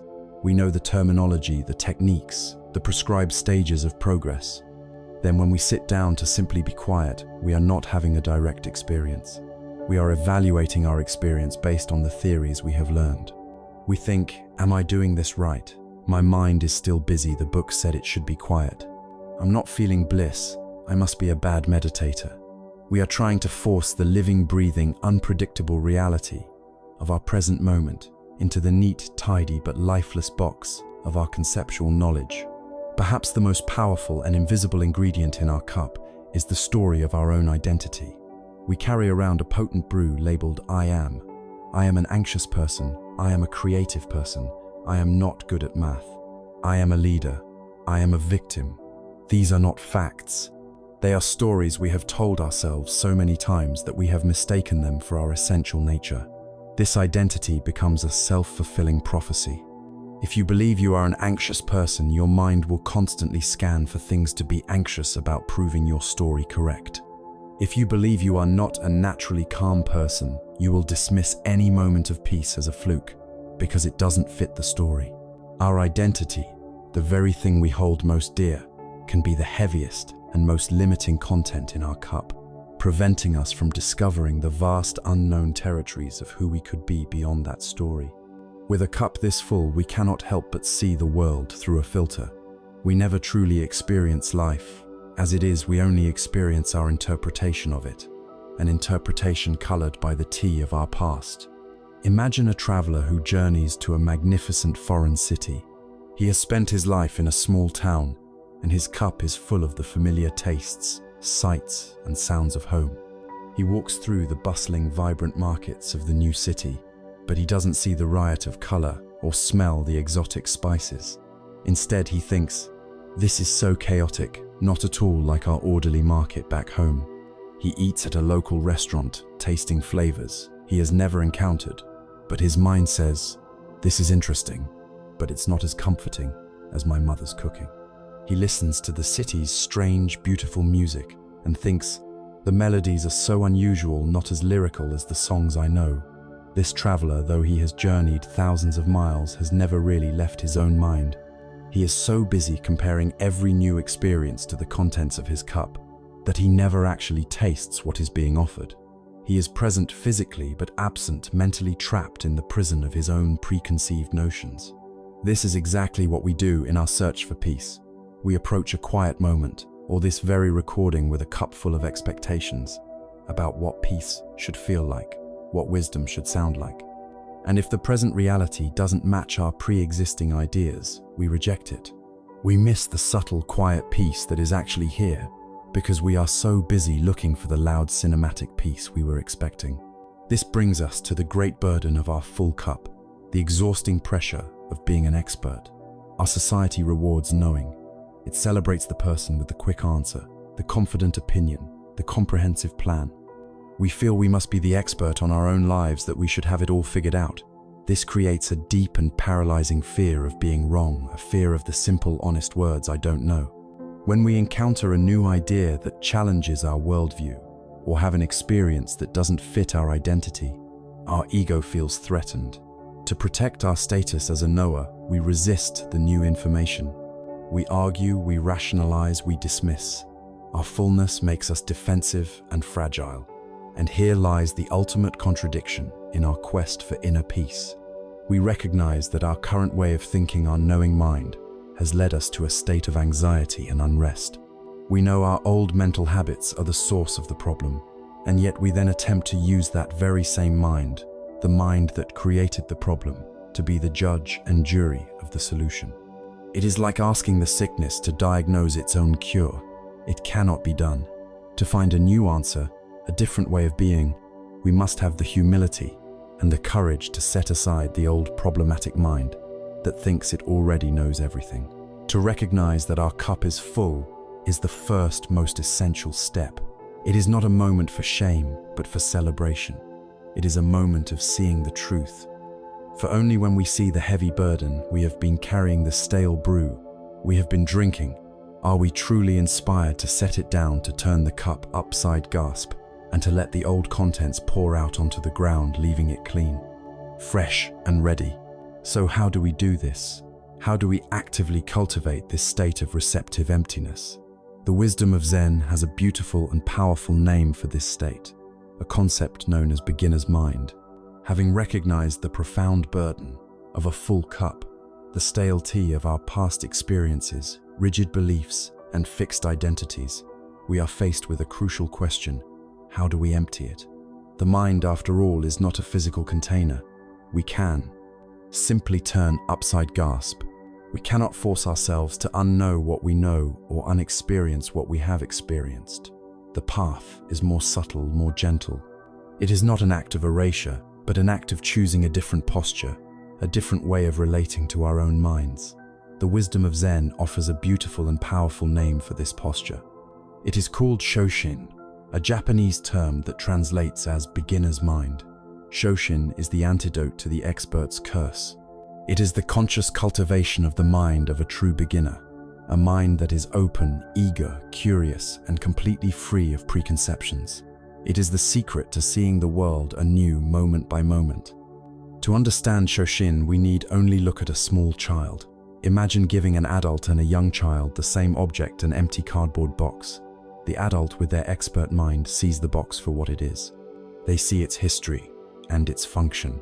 It is a container for shipping something to be broken down and placed in the recycling bin. The adult's cup is full of knowledge about the box, and so their experience of it is limited, defined, and very brief. The child, on the other hand, has Shoshin. Their cup is empty. They do not see the box for what it is. They see it for what it could be. They see pure possibility. The box is not a container, it is a race car. It is a secret fortress. It is a spaceship hurtling through the cosmos. It is a dark cave sheltering them from a storm. The child can play for hours with this simple object because their mind is not limited by preconceived notions. They are in a state of open, joyful discovery. This is the state of beginner's mind. We were all born with it. It is our natural inheritance.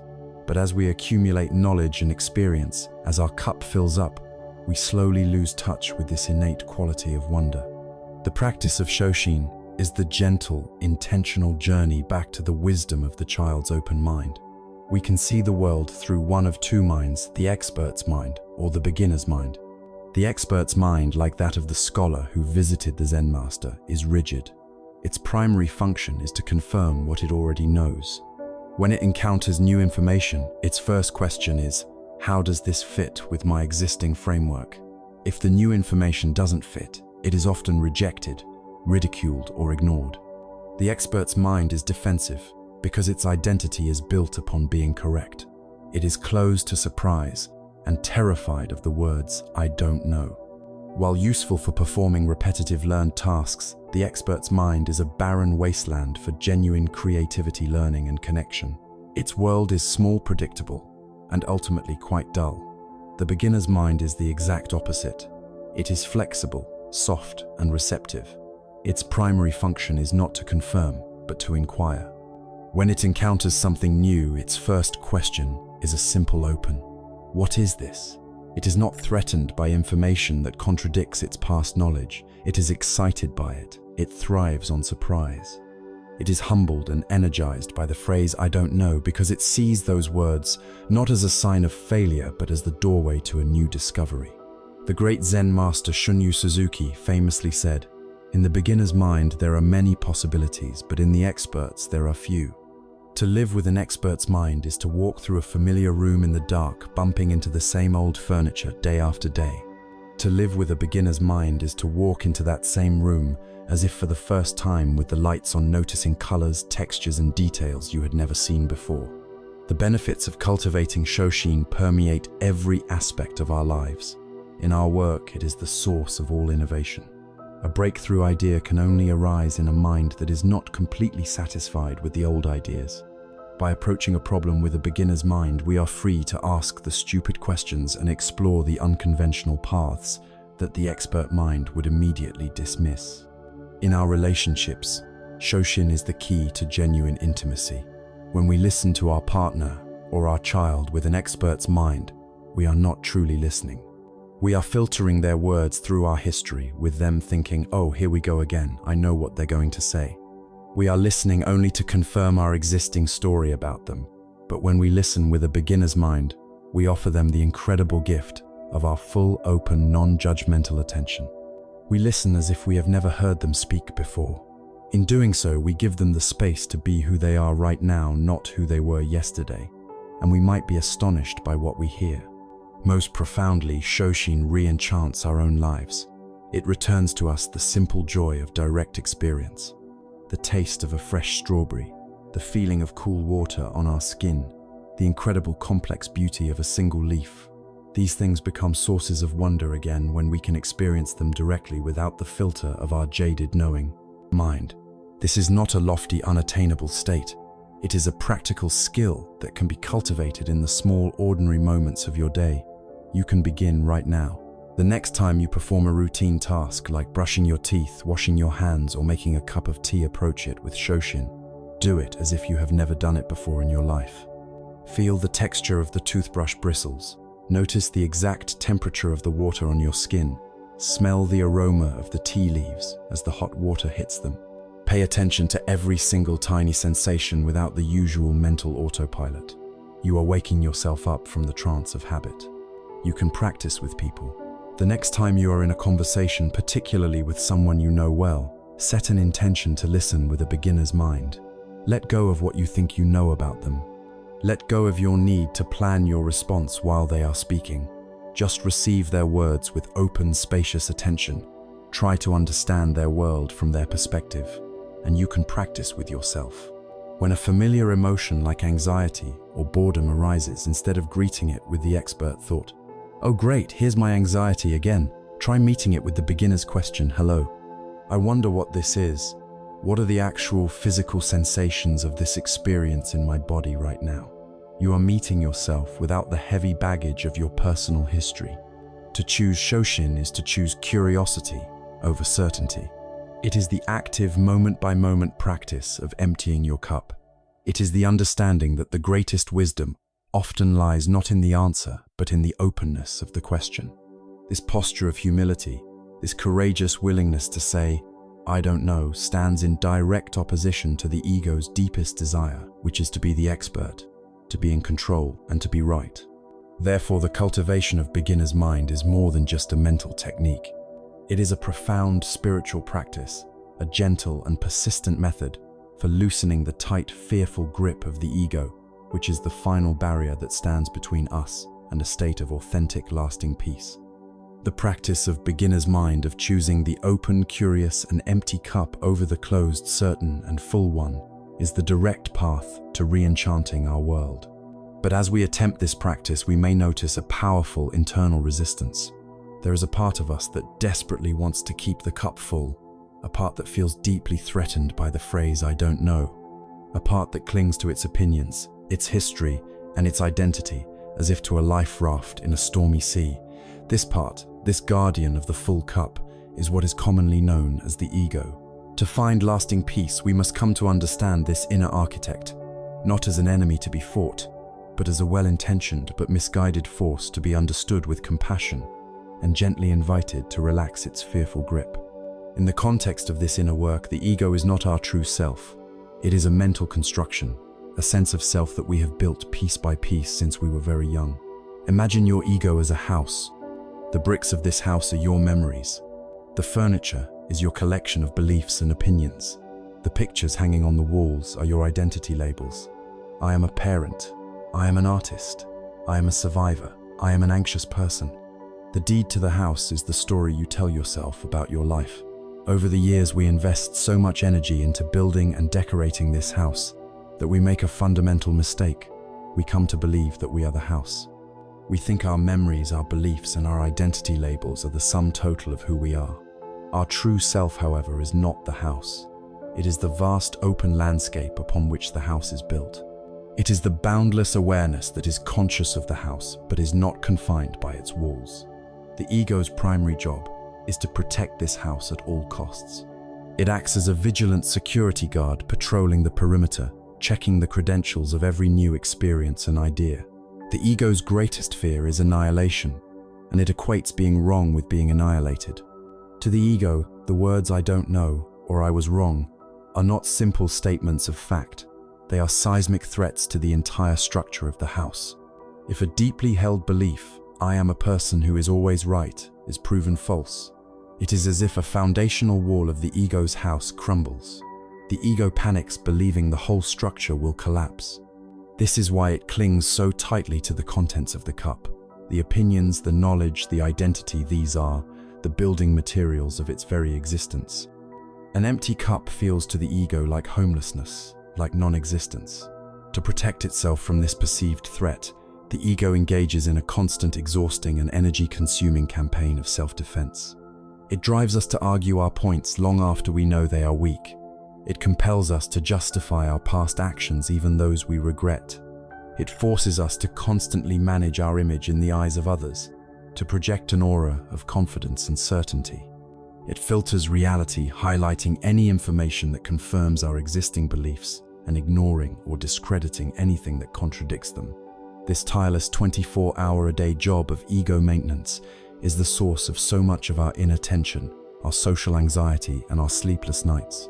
We cannot find deep rest because our inner security guard is forever on high alert, ready to defend the house of stories from any potential threat.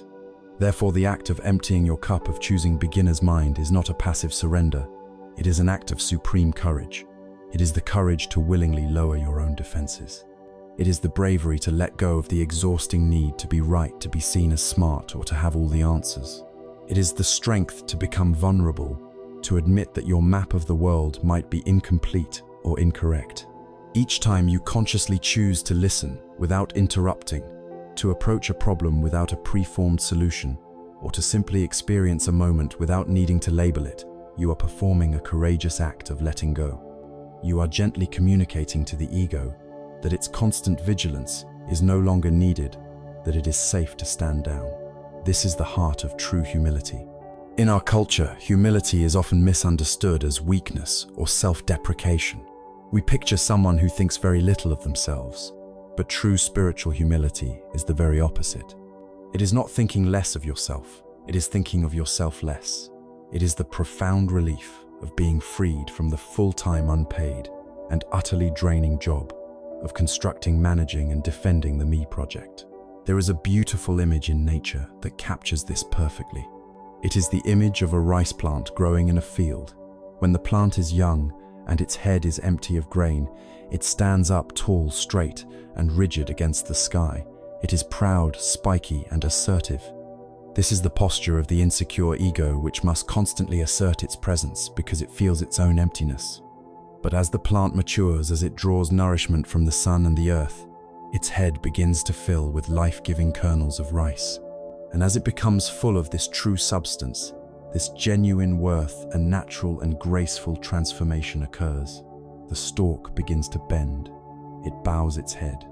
The plant that is truly full and mature does not stand up straight and shout about its own importance. It bows naturally and humbly.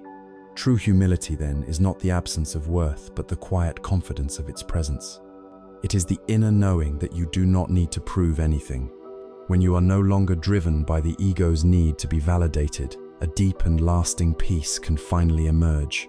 You can listen to others without feeling that your own views are under attack. You can learn without feeling that your identity is being threatened. You can move through the world with a lightness and an ease that were impossible when you were carrying the heavy burden of your own self-importance. This is the sublime peace of the empty cup, the peace the scholar tasted for the first time when the hot tea of reality overflowed the tidy container of his ideas. And so we complete our exploration of these three timeless parables. From the story of the empty boat, we discovered a path to release the burden of blame. From the story of the farmer's luck, we learned the wisdom of releasing the burden of judgment and the illusion of control. And from the story of the empty cup, we have now seen the way to release the heaviest burden of all the ego's fearful need to always be right. Each story in its own unique way has illuminated a different facet of the art of letting go. These are not just charming tales, they are powerful practical maps for navigating our inner world. Now the final task remains. It is time to take these three golden threads from the river, the farm, and the master's hut, and weave them together into a single beautiful tapestry, a gentle and practical ritual that can carry us from the anxieties of the day into the sanctuary of a deep and peaceful night's rest. We have spoken of the mind as a sky and thoughts as clouds. We have explored the river of impermanence, and we have learned to hold our own suffering with the tenderness of a mother holding her child. There can be a tendency, after hearing these things, to believe that this practice, this path of awakening, is a special activity, a sacred time set apart from the messy, complicated, and often mundane reality of our daily lives. We think we need a pristine cushion, a silent room, the scent of incense, a period of time carved out and labeled meditation. And while these formal practices are invaluable, like a musician practicing their scales, they are only the preparation. The real concert, the true masterpiece, is the living of our life itself. The greatest misunderstanding is to believe that there is a difference between our meditation and our life. The practice is not to retreat from the world, but to infuse the world with our practice. The goal is not to build a quiet sanctuary that we escape to once a day, but to realize that our very body, our every action, can become the sanctuary. So how do we begin to dissolve this boundary between the sacred cushion and the concrete pavement, between the silent retreat and the noisy supermarket? We begin by gently, radically shifting our understanding of what meditation is. It is not an act of stopping, but an act of arriving. It is not the emptying of the mind, but the full inhabiting of the present moment. It is a quality of attention, a warm, curious, and non-judgmental awareness that we can choose to bring to any activity at any time. The real practice lies not in what you are doing, but in the awareness you bring to the doing. You can be sitting on a silk cushion in a temple, lost in a whirlwind of anxious thoughts, and you are not meditating. Or you can be standing in line at the post office, feeling the soles of your feet on the floor and noticing the rhythm of your breath, and you are in the deepest state of practice. The invitation then is to find your meditation, not by adding new things to your to-do list, but by transforming the things already on it. Let us begin with the most fundamental human action: walking. We walk every single day, but how often are we truly present for it? We walk to the car thinking about the traffic. We walk through the office thinking about the meeting. We walk through the grocery store thinking about the dinner we have to cook. Our body is moving through space, but our mind is 1,000 miles away in the past or the future. The walk is merely an inconvenience, a means to an end, a distance to be crossed as quickly as possible. Walking meditation turns this on its head. It declares that there is no destination more important than the step you are taking right now. To practice, you don't need a special path. Your hallway is enough. The sidewalk outside your home is a perfect monastery. Simply begin to walk, perhaps a little slower than usual, and bring your attention to your feet. Feel the sensation of your heel connecting with the ground, the way your weight rolls forward along the sole of your foot, the gentle lift as you prepare for the next step. Feel the subtle miracle of balance, the coordinated dance of muscle and bone that makes this simple motion possible. You don't need to change how you walk, just notice it. When the mind wanders, as it will gently acknowledge it and then guide it back to the feeling of your foot meeting the earth. Each step becomes an anchor to the present moment. Each step is an arrival. You are not walking to get somewhere else. You are walking to be right here. In this way, a simple walk to the mailbox becomes a pilgrimage. A walk through a busy park becomes a dance with humanity. You are no longer just a mind carrying a body around you, or an integrated being fully alive in each and every step. Now let us bring this awareness to another daily ritual: eating. For many of us, eating has become a mindless act of consumption. We eat while scrolling through our phones, while watching television, while driving, while working. We shovel food into our mouths, barely tasting it, and then wonder where it all went. We have lost our connection to one of the most intimate and vital processes of life. Mindful eating is a profound practice of reconnection. It is a form of gratitude in action. You can try this with your next meal, or even with just a single piece of fruit. Let's imagine an apple. Before you take a bite, take a moment to simply hold it. Feel its weight in your palm, its smooth, cool skin against your fingers. Look at it as if you have never seen an apple before. Notice the subtle variations in its color, the elegant shape of its stem. This apple did not just appear in your hand. This apple contains the sun, the rain that fell from the clouds, the rich soil of the earth. It contains the tree that grew from a tiny seed, the farmer who tended it, the person who picked it, the driver who brought it to the store. This single apple holds within it the entire cosmos. Before you even taste it, you can already be filled with a sense of wonder and gratitude. Now take a bite, and as you chew slowly, close your eyes if it helps. What are the flavors? Is it sweet, tart, crisp? What is the texture? The sound of the crunch? Try to follow the entire experience from the first bite to the final swallow. When you eat this way, you are not just refueling your body. You are nourishing yourself on every level. You are honoring the life that was given for you to live. And you will find that you are satisfied with less because you are receiving so much more.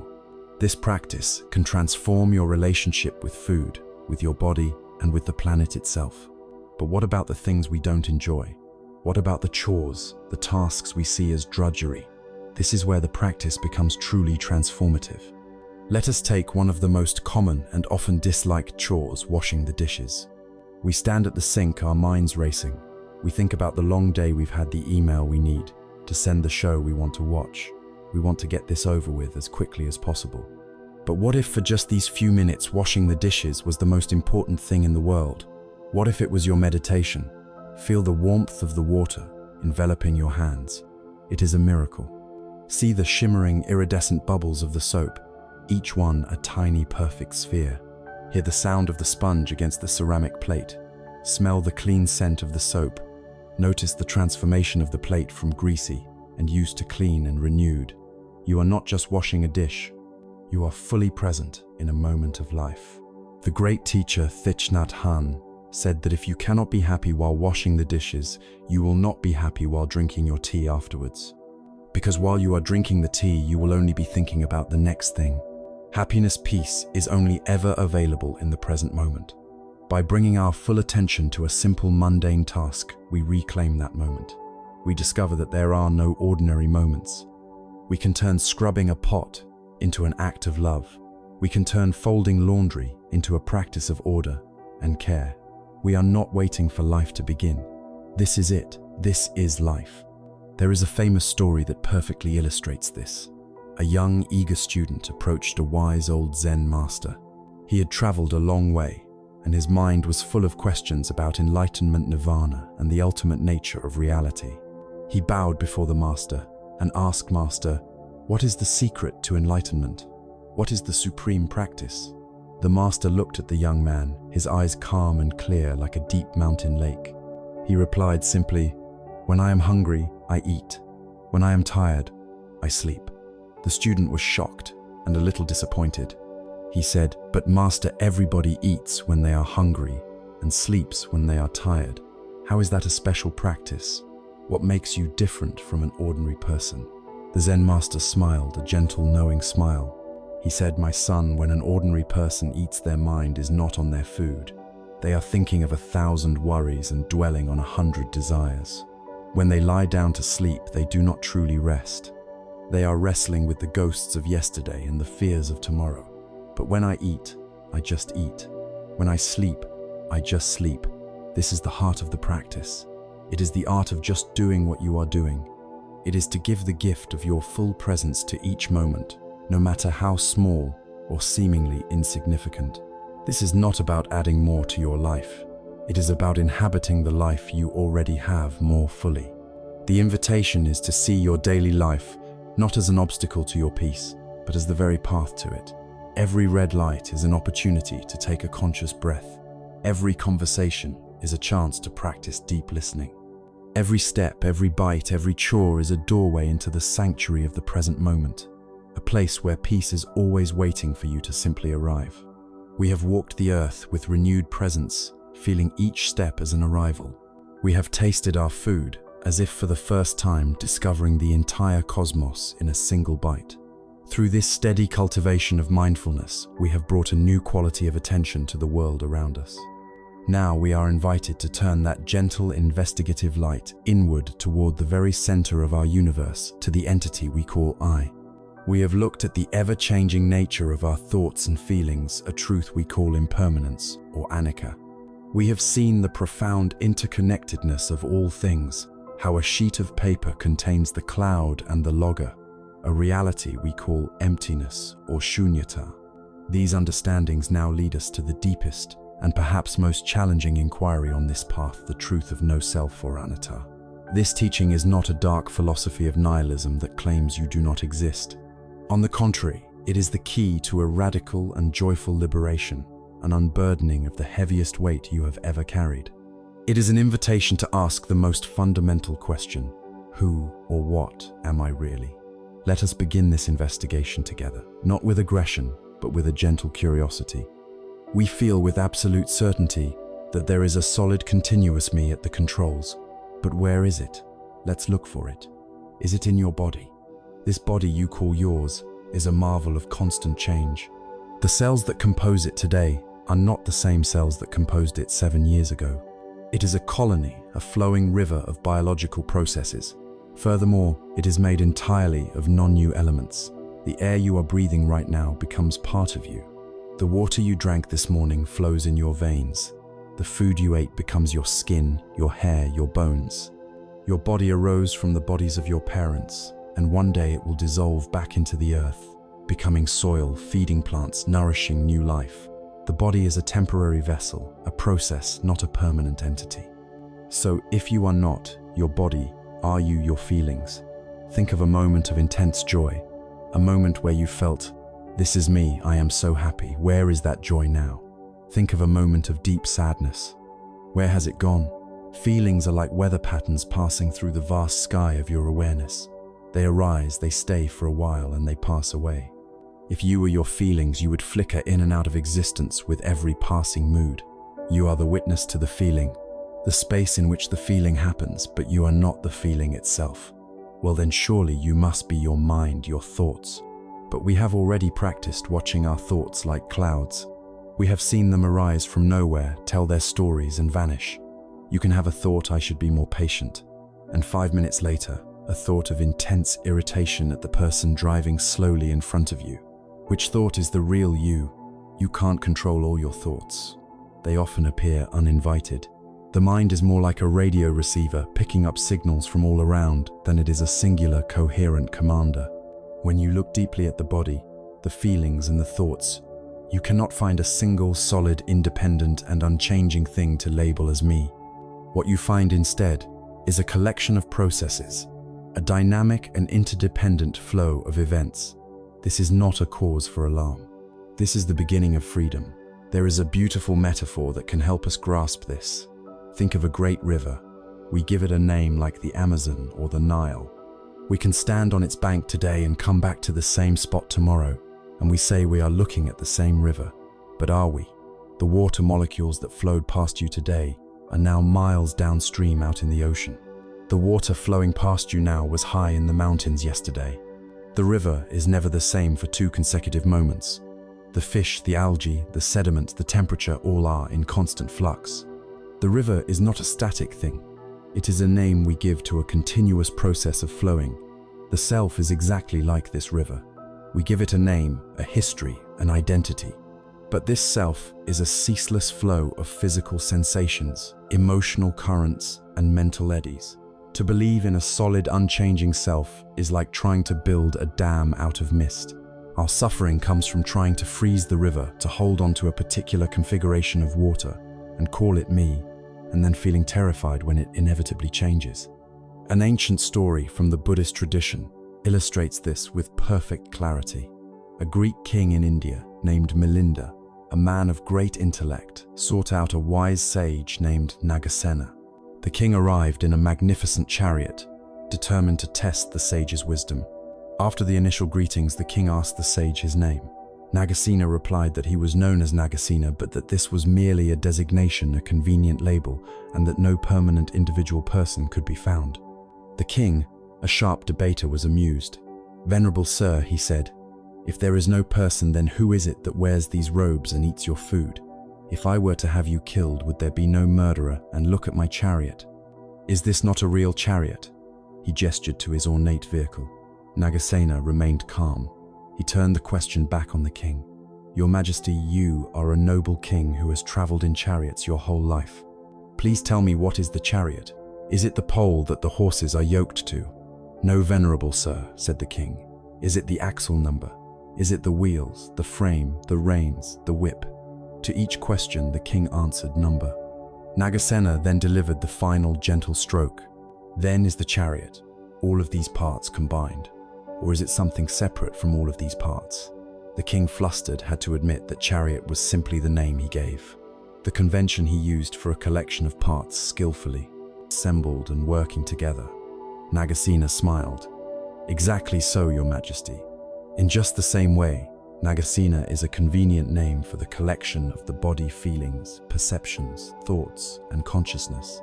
In the highest sense, in ultimate reality, no permanent person can be found. This might sound like an abstract philosophical game, but it has the most profound implications for our daily suffering. Why do we feel such a sting when we are criticized or insulted? It is because we believe there is a solid me that is being attacked. We spend our lives defending this fragile fortress of the ego. Why do we live with a constant low-grade anxiety about our reputation, our success, our future? It is because we are trying to build up and secure this conceptual self. The self is a lifelong project, and it is exhausting. It is a heavy identity we carry on our backs, filled with the rocks of our past failures, our future ambitions, our comparisons with others, our need to be right, our fear of being seen as a fraud. Pride, shame, jealousy, guilt, defensiveness, almost every painful emotion has its roots in this mistaken identity. The teaching of anatta, of no self, is a radical permission slip. It is an invitation to gently set this heavy backpack down. When you hear this, a fear may arise. If I am not a self, am I just nothing? Do I not matter? But this is the final trick of the ego. The reality is the exact opposite. This teaching does not lead to annihilation. It leads to expansion. When you are no longer a small, isolated, fragile ego trapped inside a bag of skin, what do you become? You become everything. You recognize yourself in the flow of the river, in the passing of the clouds, in the light of the sun contained within the apple. Your identity shifts from a static noun to a dynamic verb. You are not a thing. You are a happening. You are life itself unfolding. This makes you profoundly resilient. When praise comes, you can enjoy it without becoming inflated. When blame comes, you can learn from it without being crushed because there is no solid target for it to hit. It opens the door to boundless compassion because you see that the other person who is causing you pain is also not a solid evil entity, but a flowing river of causes and conditions, a process caught in its own suffering. The illusion of a separate self is the root of all conflict. The wisdom of no self is the root of all connection. This is the ultimate liberation. It is the peace that comes when you stop fighting to defend a phantom, the lightness you feel when you are no longer afraid of failure, the deep, quiet joy of simply being a part of this vast, mysterious, and beautiful dance of existence. We have journeyed deep into the landscape of the mind, observing its fleeting thoughts and feelings, and even questioning the existence of a solid, separate self who experiences them. This path of inquiry can feel abstract, even unsettling. So it is natural to ask, what is the point of it all? The answer is simple, yet profound. It is a path to true and lasting happiness. But here we must be very careful, for the word happiness is one of the most misunderstood and misused words in our language. We live in a civilization that is engaged in a relentless collective pursuit of happiness, yet deep, authentic contentment seems rarer than ever. We treat happiness as a destination, a prize to be won at the end of a long struggle. We tell ourselves, I will be happy when I get that promotion. I will be happy when I find the perfect partner. I will be happy when I can finally afford that house, that car, that vacation. We live our lives in a state of perpetual, when postponing our well-being to a future that never quite arrives. This entire model of happiness is based on a fundamental misunderstanding, a case of looking in the wrong direction. The wisdom of this path does not offer us a new destination to chase, but instead it invites us to stop running altogether and discover the happiness that is already here. To begin, we must make a crucial distinction, one that can change everything: the difference between pleasure and what the Buddhist tradition calls sukha, a deep and abiding joy or well-being. Pleasure is wonderful, but it is conditional. It depends on external stimuli. It is the taste of a sweet fruit, the feeling of a warm bath, the sound of a beautiful song, the ego boost of a compliment. Because it is dependent on something outside of ourselves, it is inherently unreliable and impermanent. The fruit is eaten, the water grows cold, the song ends, the compliment is forgotten or replaced by criticism. We spend so much of our lives chasing these fleeting moments of pleasure, arranging and rearranging the external world in a desperate attempt to keep the pleasant sensations coming and the unpleasant ones at bay. This is a recipe for exhaustion and anxiety, because the world is by its very nature uncontrollable and ever-changing. Sukha, on the other hand, is not a feeling that comes from getting what you want. It is a state of being that arises from the inside. It is an inner peace, a fundamental sense of balance and contentment that is not shaken by the changing winds of fortune. It is the quiet joy of a mind that is at ease with itself. It is the stability of a deep ocean which remains calm and vast beneath the turbulent waves on the surface. While pleasure is dependent on what is happening to you, sukha is dependent on your relationship with what is happening. Our modern world, with its relentless advertising and consumer culture, constantly sells us the promise of sukha in the form of pleasure. It tells us that this product, this experience, this achievement will be the thing that finally makes us whole. And so we find ourselves on what psychologists call the hedonic treadmill. Imagine yourself on a treadmill. You start running, striving to reach the end. You run faster and faster, you sweat, your heart pounds. You get a surge of pleasure when you reach a new goal, a new speed. But the treadmill, of course, has no end. You can run for miles and miles, but you will end up in the exact same spot where you started, only now you are more tired. This is a perfect metaphor for the pursuit of happiness through external means. We believe that a new car will make us happy, and it does for a week or a month.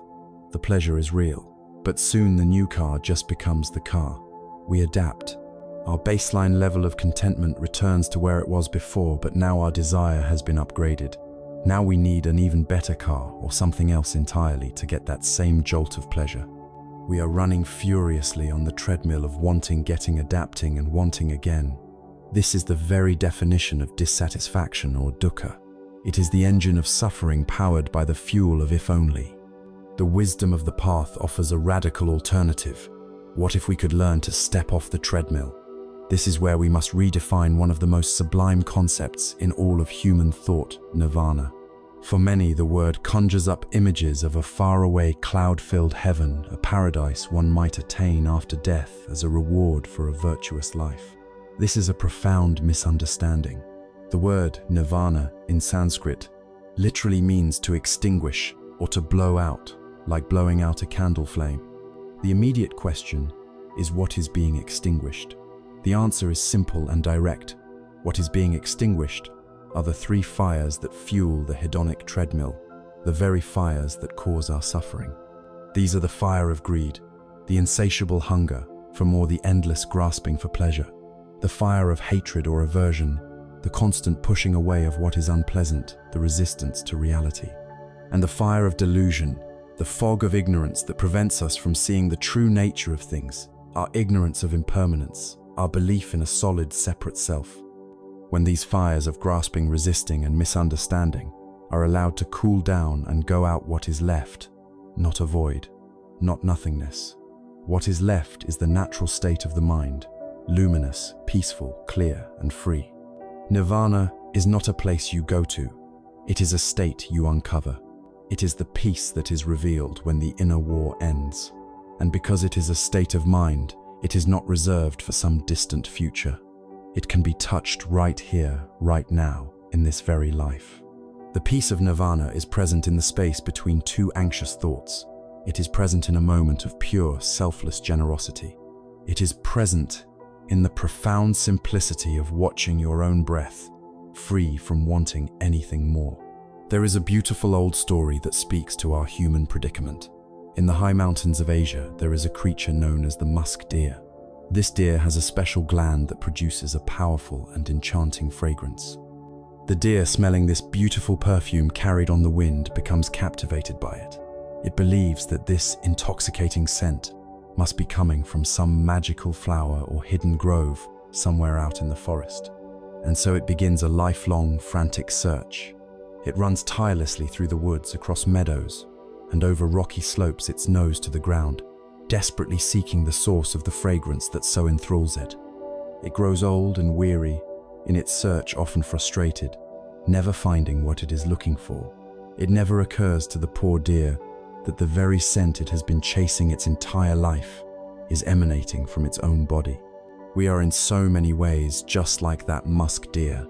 We are born with the capacity for deep peace, contentment, and joy, the beautiful fragrance of sukha.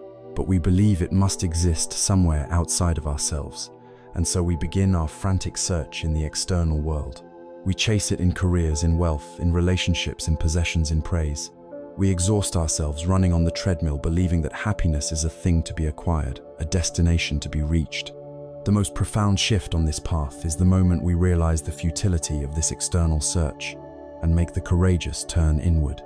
It is the dawning realization that happiness is not about making reality conform to our desires.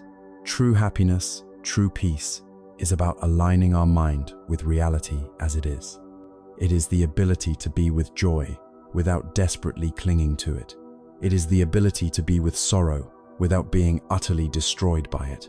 It is the acceptance of life's 10,000 joys and 10,000 sorrows. It is the discovery that the peace you have been seeking is not a treasure to be found at the end of a long and difficult journey. It is the very ground upon which you are already standing. It is the fragrance that has been emanating from the heart of your own being all along. You only needed to stop running to be still and to notice. We have spoken of the inner world, of finding peace in the stillness of our own mind and freedom in the realization of our interconnectedness. This is the heart of the practice.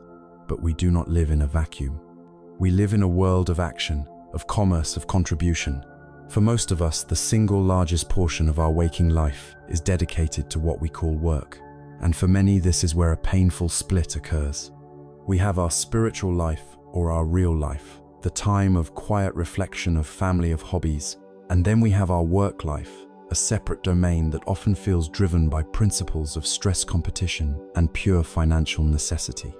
We spend 8, 10, sometimes 12 hours a day in a place that can feel disconnected from our deepest values, enduring the hours simply to earn the means to enjoy the few hours we have left. This division is a source of profound unease. The path of awakening does not ask us to live this fragmented existence. Instead, it offers a way to heal this split, to weave our deepest wisdom into the very fabric of our daily labor. This is the practice of what is known in the Buddhist Eightfold Path as Sama Ajiva, or right livelihood. It is an invitation to transform our work from a mere transaction into a meaningful expression of our humanity. At its most fundamental level, the principle of right livelihood is rooted in the first and most important ethical training of this path, non-harming.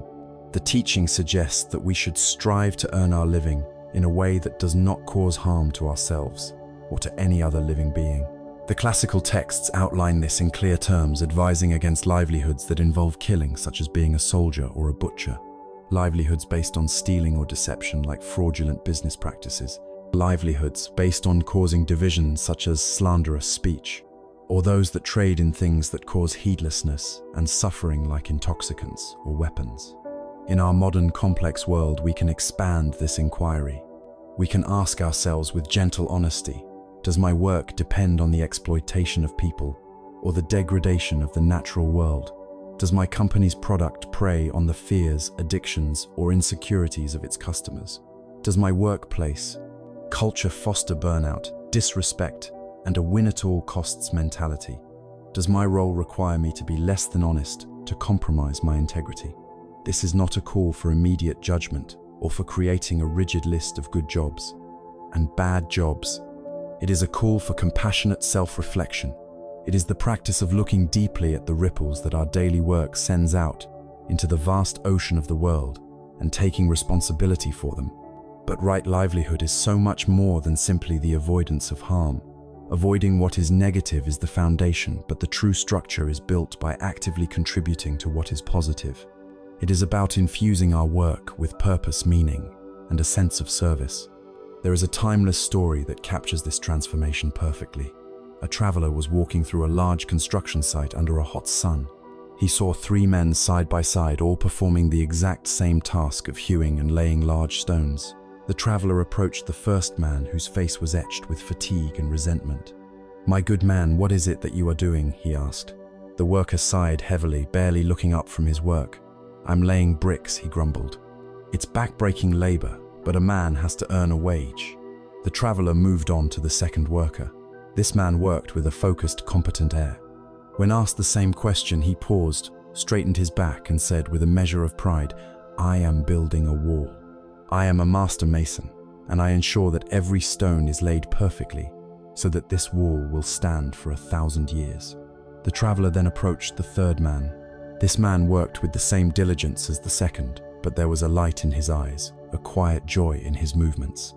When the traveler asked him what he was doing, the man stopped, looked up, not at the traveler, but at the grand structure, taking shape around them, and a wide smile spread across his face. "I," he said, "am building a cathedral." All three men were performing the identical task, but their inner experience, their relationship to their work, was worlds apart. The first man had a job, a mere transaction of time and labor for money. The second man had a craft, a source of professional pride and skill. The third man had a calling. He had connected his daily repetitive actions to a vast and inspiring purpose. He wasn't just laying bricks, he was creating a sacred space for generations to come. This is the heart of right livelihood. It is the search for our own cathedral. It is the quest to find that beautiful intersection where our personal passions and unique talents meet a genuine need in the world. It is about asking ourselves, not just, "What can I get?" but "What can I give?" It is about seeing our work, not as something we have to do, but as something we get to do, an opportunity to contribute our unique gifts to the great tapestry of life. Now it is easy to hear this and feel discouraged. Build a cathedral, I'm an accountant. Find my calling, I have student loans and a mortgage to pay. I can't just quit my job. This is a crucial point. The practice of right livelihood does not necessarily demand a dramatic change in your career. For many, the most powerful practice is to bloom exactly where you are planted. The spirit of right livelihood is often found less in what you do and more in how you do it. You can be a doctor who harms patients through arrogance and impatience, or you can be a janitor who brings light and dignity to a space, creating an environment where others can heal. The title matters far less than the intention. You can begin practicing right livelihood this very moment in any job. You practice it by bringing mindfulness to your tasks, giving your full attention to writing an email or listening to a customer rather than being lost in a fog of distraction. You practice it through compassion, in your interactions, choosing to listen deeply to a colleague's concern rather than formulating your rebuttal, choosing to avoid office gossip, choosing to see the humanity in your boss or your subordinate. You practice it through gratitude, taking a moment to appreciate that your work, however humble, provides a service, that it connects you to a web of society, and that it affords you the means to live. When we begin to see our work through this lens, a profound alchemy occurs. The workplace ceases to be a battlefield or a place of exile from our true selves. It becomes our monastery. It becomes our training ground, our spiritual laboratory. We're better to practice patience than with a frustrating project or a difficult client. We're better to practice letting go of ego than when an idea we love is rejected. We're better to practice generosity than by sharing our knowledge freely with a junior colleague. We're better to practice compassion than by recognizing the stress and pressure that everyone around us is also carrying. The challenges of our work no longer feel like mere obstacles to our peace. They become the very resistance that strengthens our spiritual muscles. The difficult meeting is a lesson in equanimity. The tight deadline is a lesson in mindful focus. The daily commute is an opportunity for walking or breathing meditation. Our 9 to 5 is no longer a segment of life to be endured, but an integrated, vital part of our journey. Our work becomes our practice, and our practice becomes our work. We stop building walls between the different parts of our lives, and we begin brick by brick, moment by moment, to build our cathedral. We have journeyed through the vast landscapes of the mind, exploring the nature of thought, the wisdom of the body, and the meaning of our work. We have spoken of peace, of liberation, of compassion. A spark of understanding may have been lit within you. You may feel an inspiration, a genuine desire to bring these transformative practices into the fabric of your own life. And yet, this is often where the greatest challenge begins. The initial enthusiasm, like a bright flare, can quickly fade against the demands of our busy lives. We start a meditation practice with the best of intentions, only to find it forgotten after a week of pressing deadlines, family obligations, and sheer fatigue. The spark of intention is easily extinguished by the relentless winds of habit and distraction. This part of our journey together is about how to protect that precious spark. It is about how to build a structure around it, a vessel, an inner temple that will allow that small flame to grow into a steady, warm, and self-sustaining fire. This is the art and science of creating a practice that doesn't just last for a week, but one that can nourish you for a lifetime. First, we must dismantle the greatest obstacle to a sustainable practice, the myth of the perfect meditation. In our minds, we often hold an idealized image of what meditation should be. We imagine a person sitting with a perfectly straight back, motionless for an hour, their mind a serene, silent lake, without a single ripple. They are floating in a state of uninterrupted bliss. Then we sit down on our own cushion. Our back aches, our knee starts to throb, our nose itches. Our mind, far from being a serene lake, is more like a waterfall of thoughts, shopping lists, worries about work, replaying conversations from yesterday, planning tomorrow. After 5 minutes of this inner chaos, we open our eyes and conclude, I can't do this. I'm a failure at meditation. My mind is just too busy. This conclusion, born from a false ideal, is the single greatest reason people abandon the practice. So let us be clear. The goal of meditation is not to have a quiet mind. The goal of meditation is not to achieve a state of bliss. The goal is simply to be present with your mind exactly as it is. If the mind is busy, the practice is to be present with the business. If the mind is quiet, the practice is to be present with the quiet. If you feel bored, the practice is to be aware of boredom. If you feel sleepy, the practice is to be aware of sleepiness. The victory is not found in the quality of your meditation session. The victory is won the moment you decide to sit down. To show up for yourself for even 1 minute is a radical act of self-care and courage. There is no such thing as a bad meditation. There is only the practice of returning again and again with kindness to the present moment. With that understanding as our foundation, the most crucial piece of practical advice is this: start small. Ridiculously small. Our ambitious ego loves to make grand plans. Starting tomorrow, I will meditate for 1 hour every day. This is a noble intention, but it is often a recipe for failure. After a few days, that hour feels like a monumental task. We miss one day, feel guilty, and then give up entirely. Instead, defy your ego and make a commitment that is so small it is almost impossible to fail. Commit to 5 minutes a day. If 5 minutes feels like too much, commit to 1 minute. Everyone has 1 minute.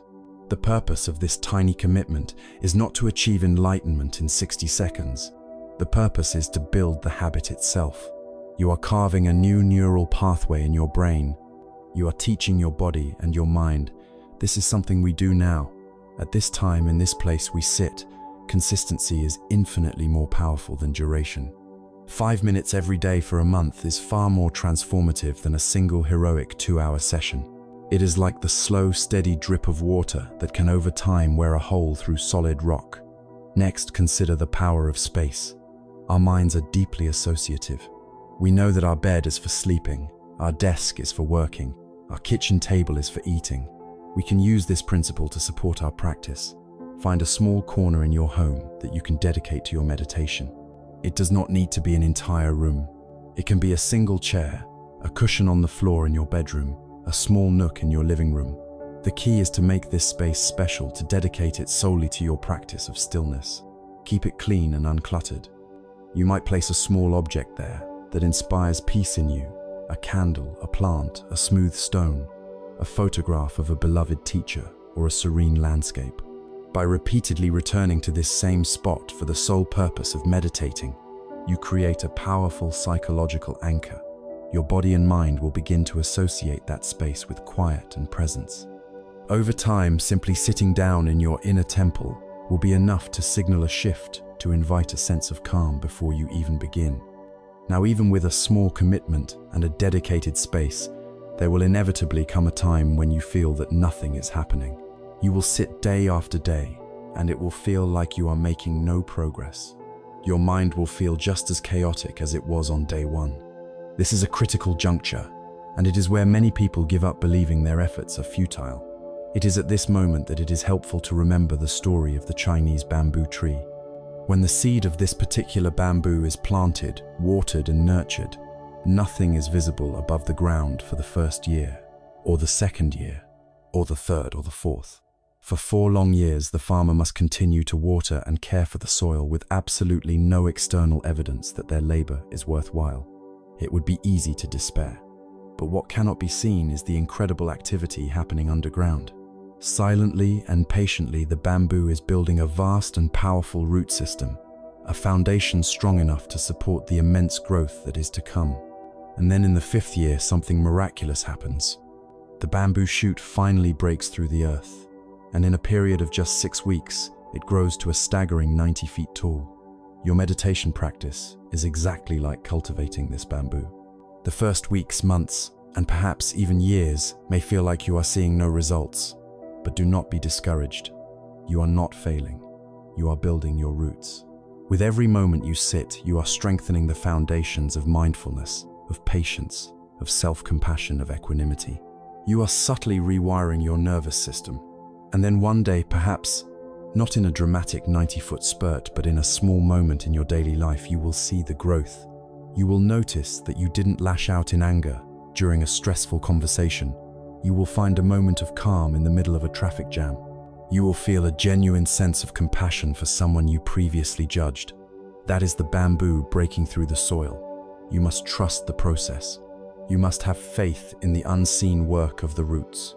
Finally, hold your practice with kindness and, if possible, with community. There will be days you forget. There will be days you feel too tired, too sad, too busy. The inner critic will seize these moments to tell you that you have failed. The practice here is to treat that voice with compassion, and then the very next day, simply begin again. This path is not a straight line to perfection. It is a spiral, a continuous process of returning. And know that you are not alone on this path.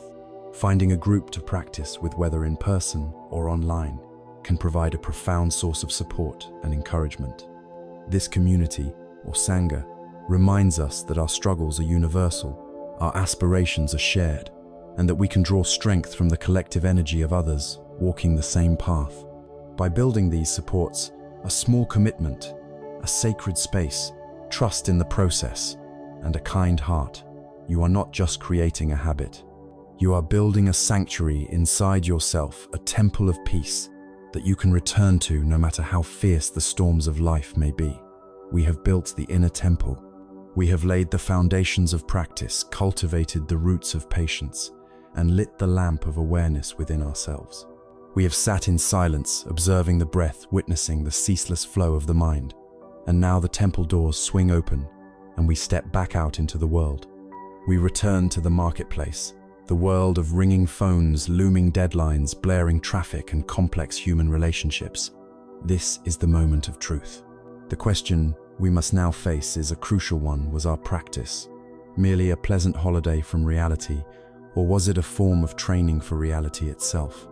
The true measure of our inner peace is not how calm we can be in the sanctuary of silence, but how much of that calm we can carry with us into the heart of the chaos.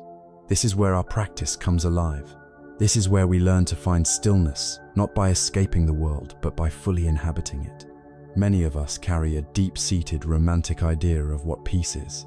We imagine a secluded cabin by a still lake, a deserted beach at sunset, a silent mountain monastery. And while these places can offer a precious and restorative quiet if our peace depends on them, it is a fragile peace. It is a peace that is contingent on the absence of noise, the absence of demand, the absence of difficulty. The moment the phone rings, the baby cries, or a car alarm goes off, that peace is shattered. The path of practice offers a more radical, more resilient form of peace. It is a peace that is portable, an inner quality of being that we can learn to access anywhere, anytime. It is the discovery of the eye of the hurricane, the point of profound stillness that exists at the very center of the storm. There is a powerful story of a spiritual seeker who traveled for months to find a great Zen master. He finally found the master's hut, but to his dismay, it was built beside a massive thundering waterfall. The roar was constant and overwhelming. The seeker had to shout to be heard. "Master," he yelled over the din, "I have come to learn about stillness and meditation. How can you possibly find any peace living here? The noise is unbearable." The old master smiled, his eyes twinkling, and he shouted back, "The waterfall is not noisy." The seeker was bewildered. "What do you mean?" "It's deafening." The master gestured for him to come closer and said, "The waterfall is simply doing what a waterfall does. Water is flowing over rocks. A sound is being produced. It is not trying to annoy you. The waterfall does not disturb me. It is your story about the waterfall, your judgment that the noise is an obstacle that is disturbing you. This simple story holds a universe of wisdom. The traffic, the demanding boss, the difficult news, these are all the waterfall. They are the given circumstances of life simply arising and passing. Our suffering rarely comes from the events themselves, but from our mental resistance to them, from our inner narrative that insists, "This shouldn't be happening. I can't stand this." The practice is to learn to let the waterfall be a waterfall, to let the noise of life be the noise of life, without adding the second layer of our own resistance. So how do we do this? How do we find that calm center when the waterfall of life is roaring?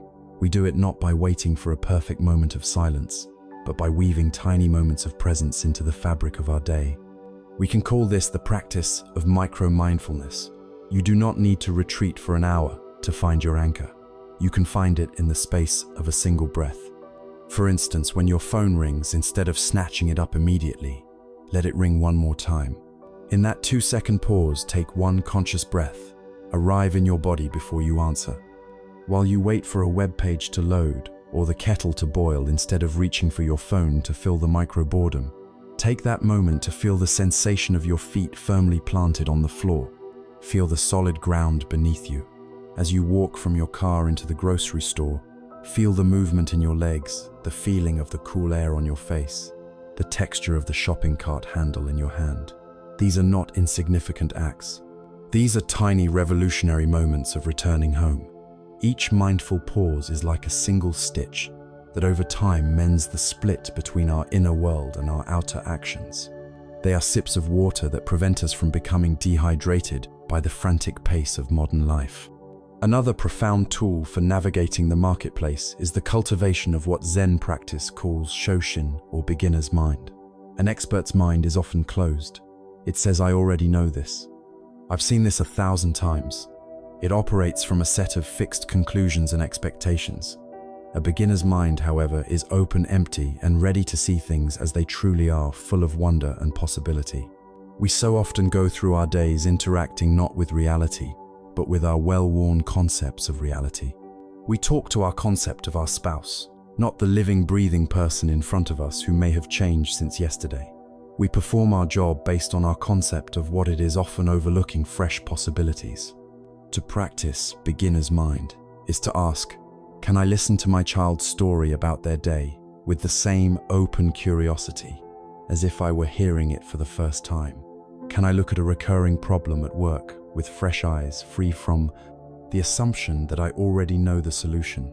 Can I taste my morning tea and truly notice its warmth, its aroma, its flavor, as if I had never tasted it before? This practice dissolves the staleness of habit and prediction. It allows life to be new in every moment. It frees us from the prison of our own assumptions and allows us to meet the world with a fresh and creative spirit. Ultimately, all of these practices, finding peace amidst noise-taking mindful pauses, cultivating a beginner's mind, lead to a single profound shift in our orientation to life. We begin to understand the art of simply being with what is. Life, we come to see, is an uncontrollable, unpredictable flow of moments. Some will be pleasant moments of success, comfort, love, and praise. Some will be unpleasant moments of failure, pain, loss, and criticism. And many will be neutral, the simple, unadorned moments of just being. The path of endless struggle, the path of the marketplace, automaton, is to spend all our energy trying to frantically cling to the pleasant moments, violently push away the unpleasant ones, and completely ignore the neutral ones out of boredom. It is a full-time job, and it is utterly exhausting. The path of wisdom and peace is to learn to be with it all. It is to cultivate an inner spaciousness so vast that it can hold the pleasant without grasping the unpleasant, without resisting, and the neutral with a gentle, appreciative attention. This is not apathy or resignation. It is the highest form of courage. It is the courage to show up for your own life exactly as it is. The goal was never to permanently escape the marketplace. The human journey is one of connection, contribution, and engagement. The goal was to train ourselves so that we could return to that marketplace transformed. To be able to hear the noise of the world without losing our inner silence. To be able to move through the world's demands without losing our inner stillness. To walk through the most ordinary of days and to recognize in every encounter and every moment an opportunity for practice, for presence, and for peace. We have walked a long and winding path together. We have journeyed into the heart of our own minds, charting the unpredictable weather of our emotions and the fleeting clouds of our thoughts. We have stood before the roaring waterfall of the world and learned to find the silence within the sound. We have tended to our work, our relationships, and our own being with a new quality of attention. It might feel as though we have been on a great quest, striving to learn new skills, to acquire new wisdom, to build a new and better self. And now, as we approach the end of this shared journey, we arrive at the final, most liberating secret. It is a secret that may at first sound like a paradox, a riddle that unravels everything we thought we were working towards. The secret is this: after all this effort, all this practice, you have gained absolutely nothing. Because everything you were ever seeking you already possessed from the very beginning. This is not a trick. It is the key that unlocks the final door. It is the journey of coming home. In the great spiritual traditions of the East, there is a profound and deeply comforting teaching known as Buddha nature. It is the understanding that within every single living being, without exception, there lies a seed, a potential of perfect wisdom, limitless compassion, and unshakable peace. Just as every acorn contains the innate blueprint of a mighty oak tree, just as every block of rough marble holds the potential for a masterpiece, so too does the very nature of our consciousness hold this luminous awakened quality. It is not something that belongs only to saints and sages in faraway lands. It is your birthright. It is the fundamental ground of your being. It is more intimate to you than your own breath. If this is true, you might rightfully ask, then why do we suffer? If we possess this inner radiance, why does life so often feel dark, confusing, and painful? The teaching explains that our true nature has not been lost. It has merely been obscured. Imagine the sun on a cloudy day. The sun has not gone anywhere. It is still shining in the sky, in all its brilliance, warmth, and glory. It is simply hidden from our view by a thick blanket of clouds. These clouds are the mental and emotional states. We have spent our journey learning to observe the clouds of greed and wanting the storm clouds of anger and aversion, the heavy fog of fear and insecurity, the dense haze of judgment and prejudice. Our entire spiritual practice has not been an attempt to create a sun. The sun is already there. The practice has simply been the art of allowing the clouds to part. This understanding completely reframes our spiritual path. We are conditioned to think of self-improvement as a process of addition. We tell ourselves, I need to become more patient. I need to acquire more compassion.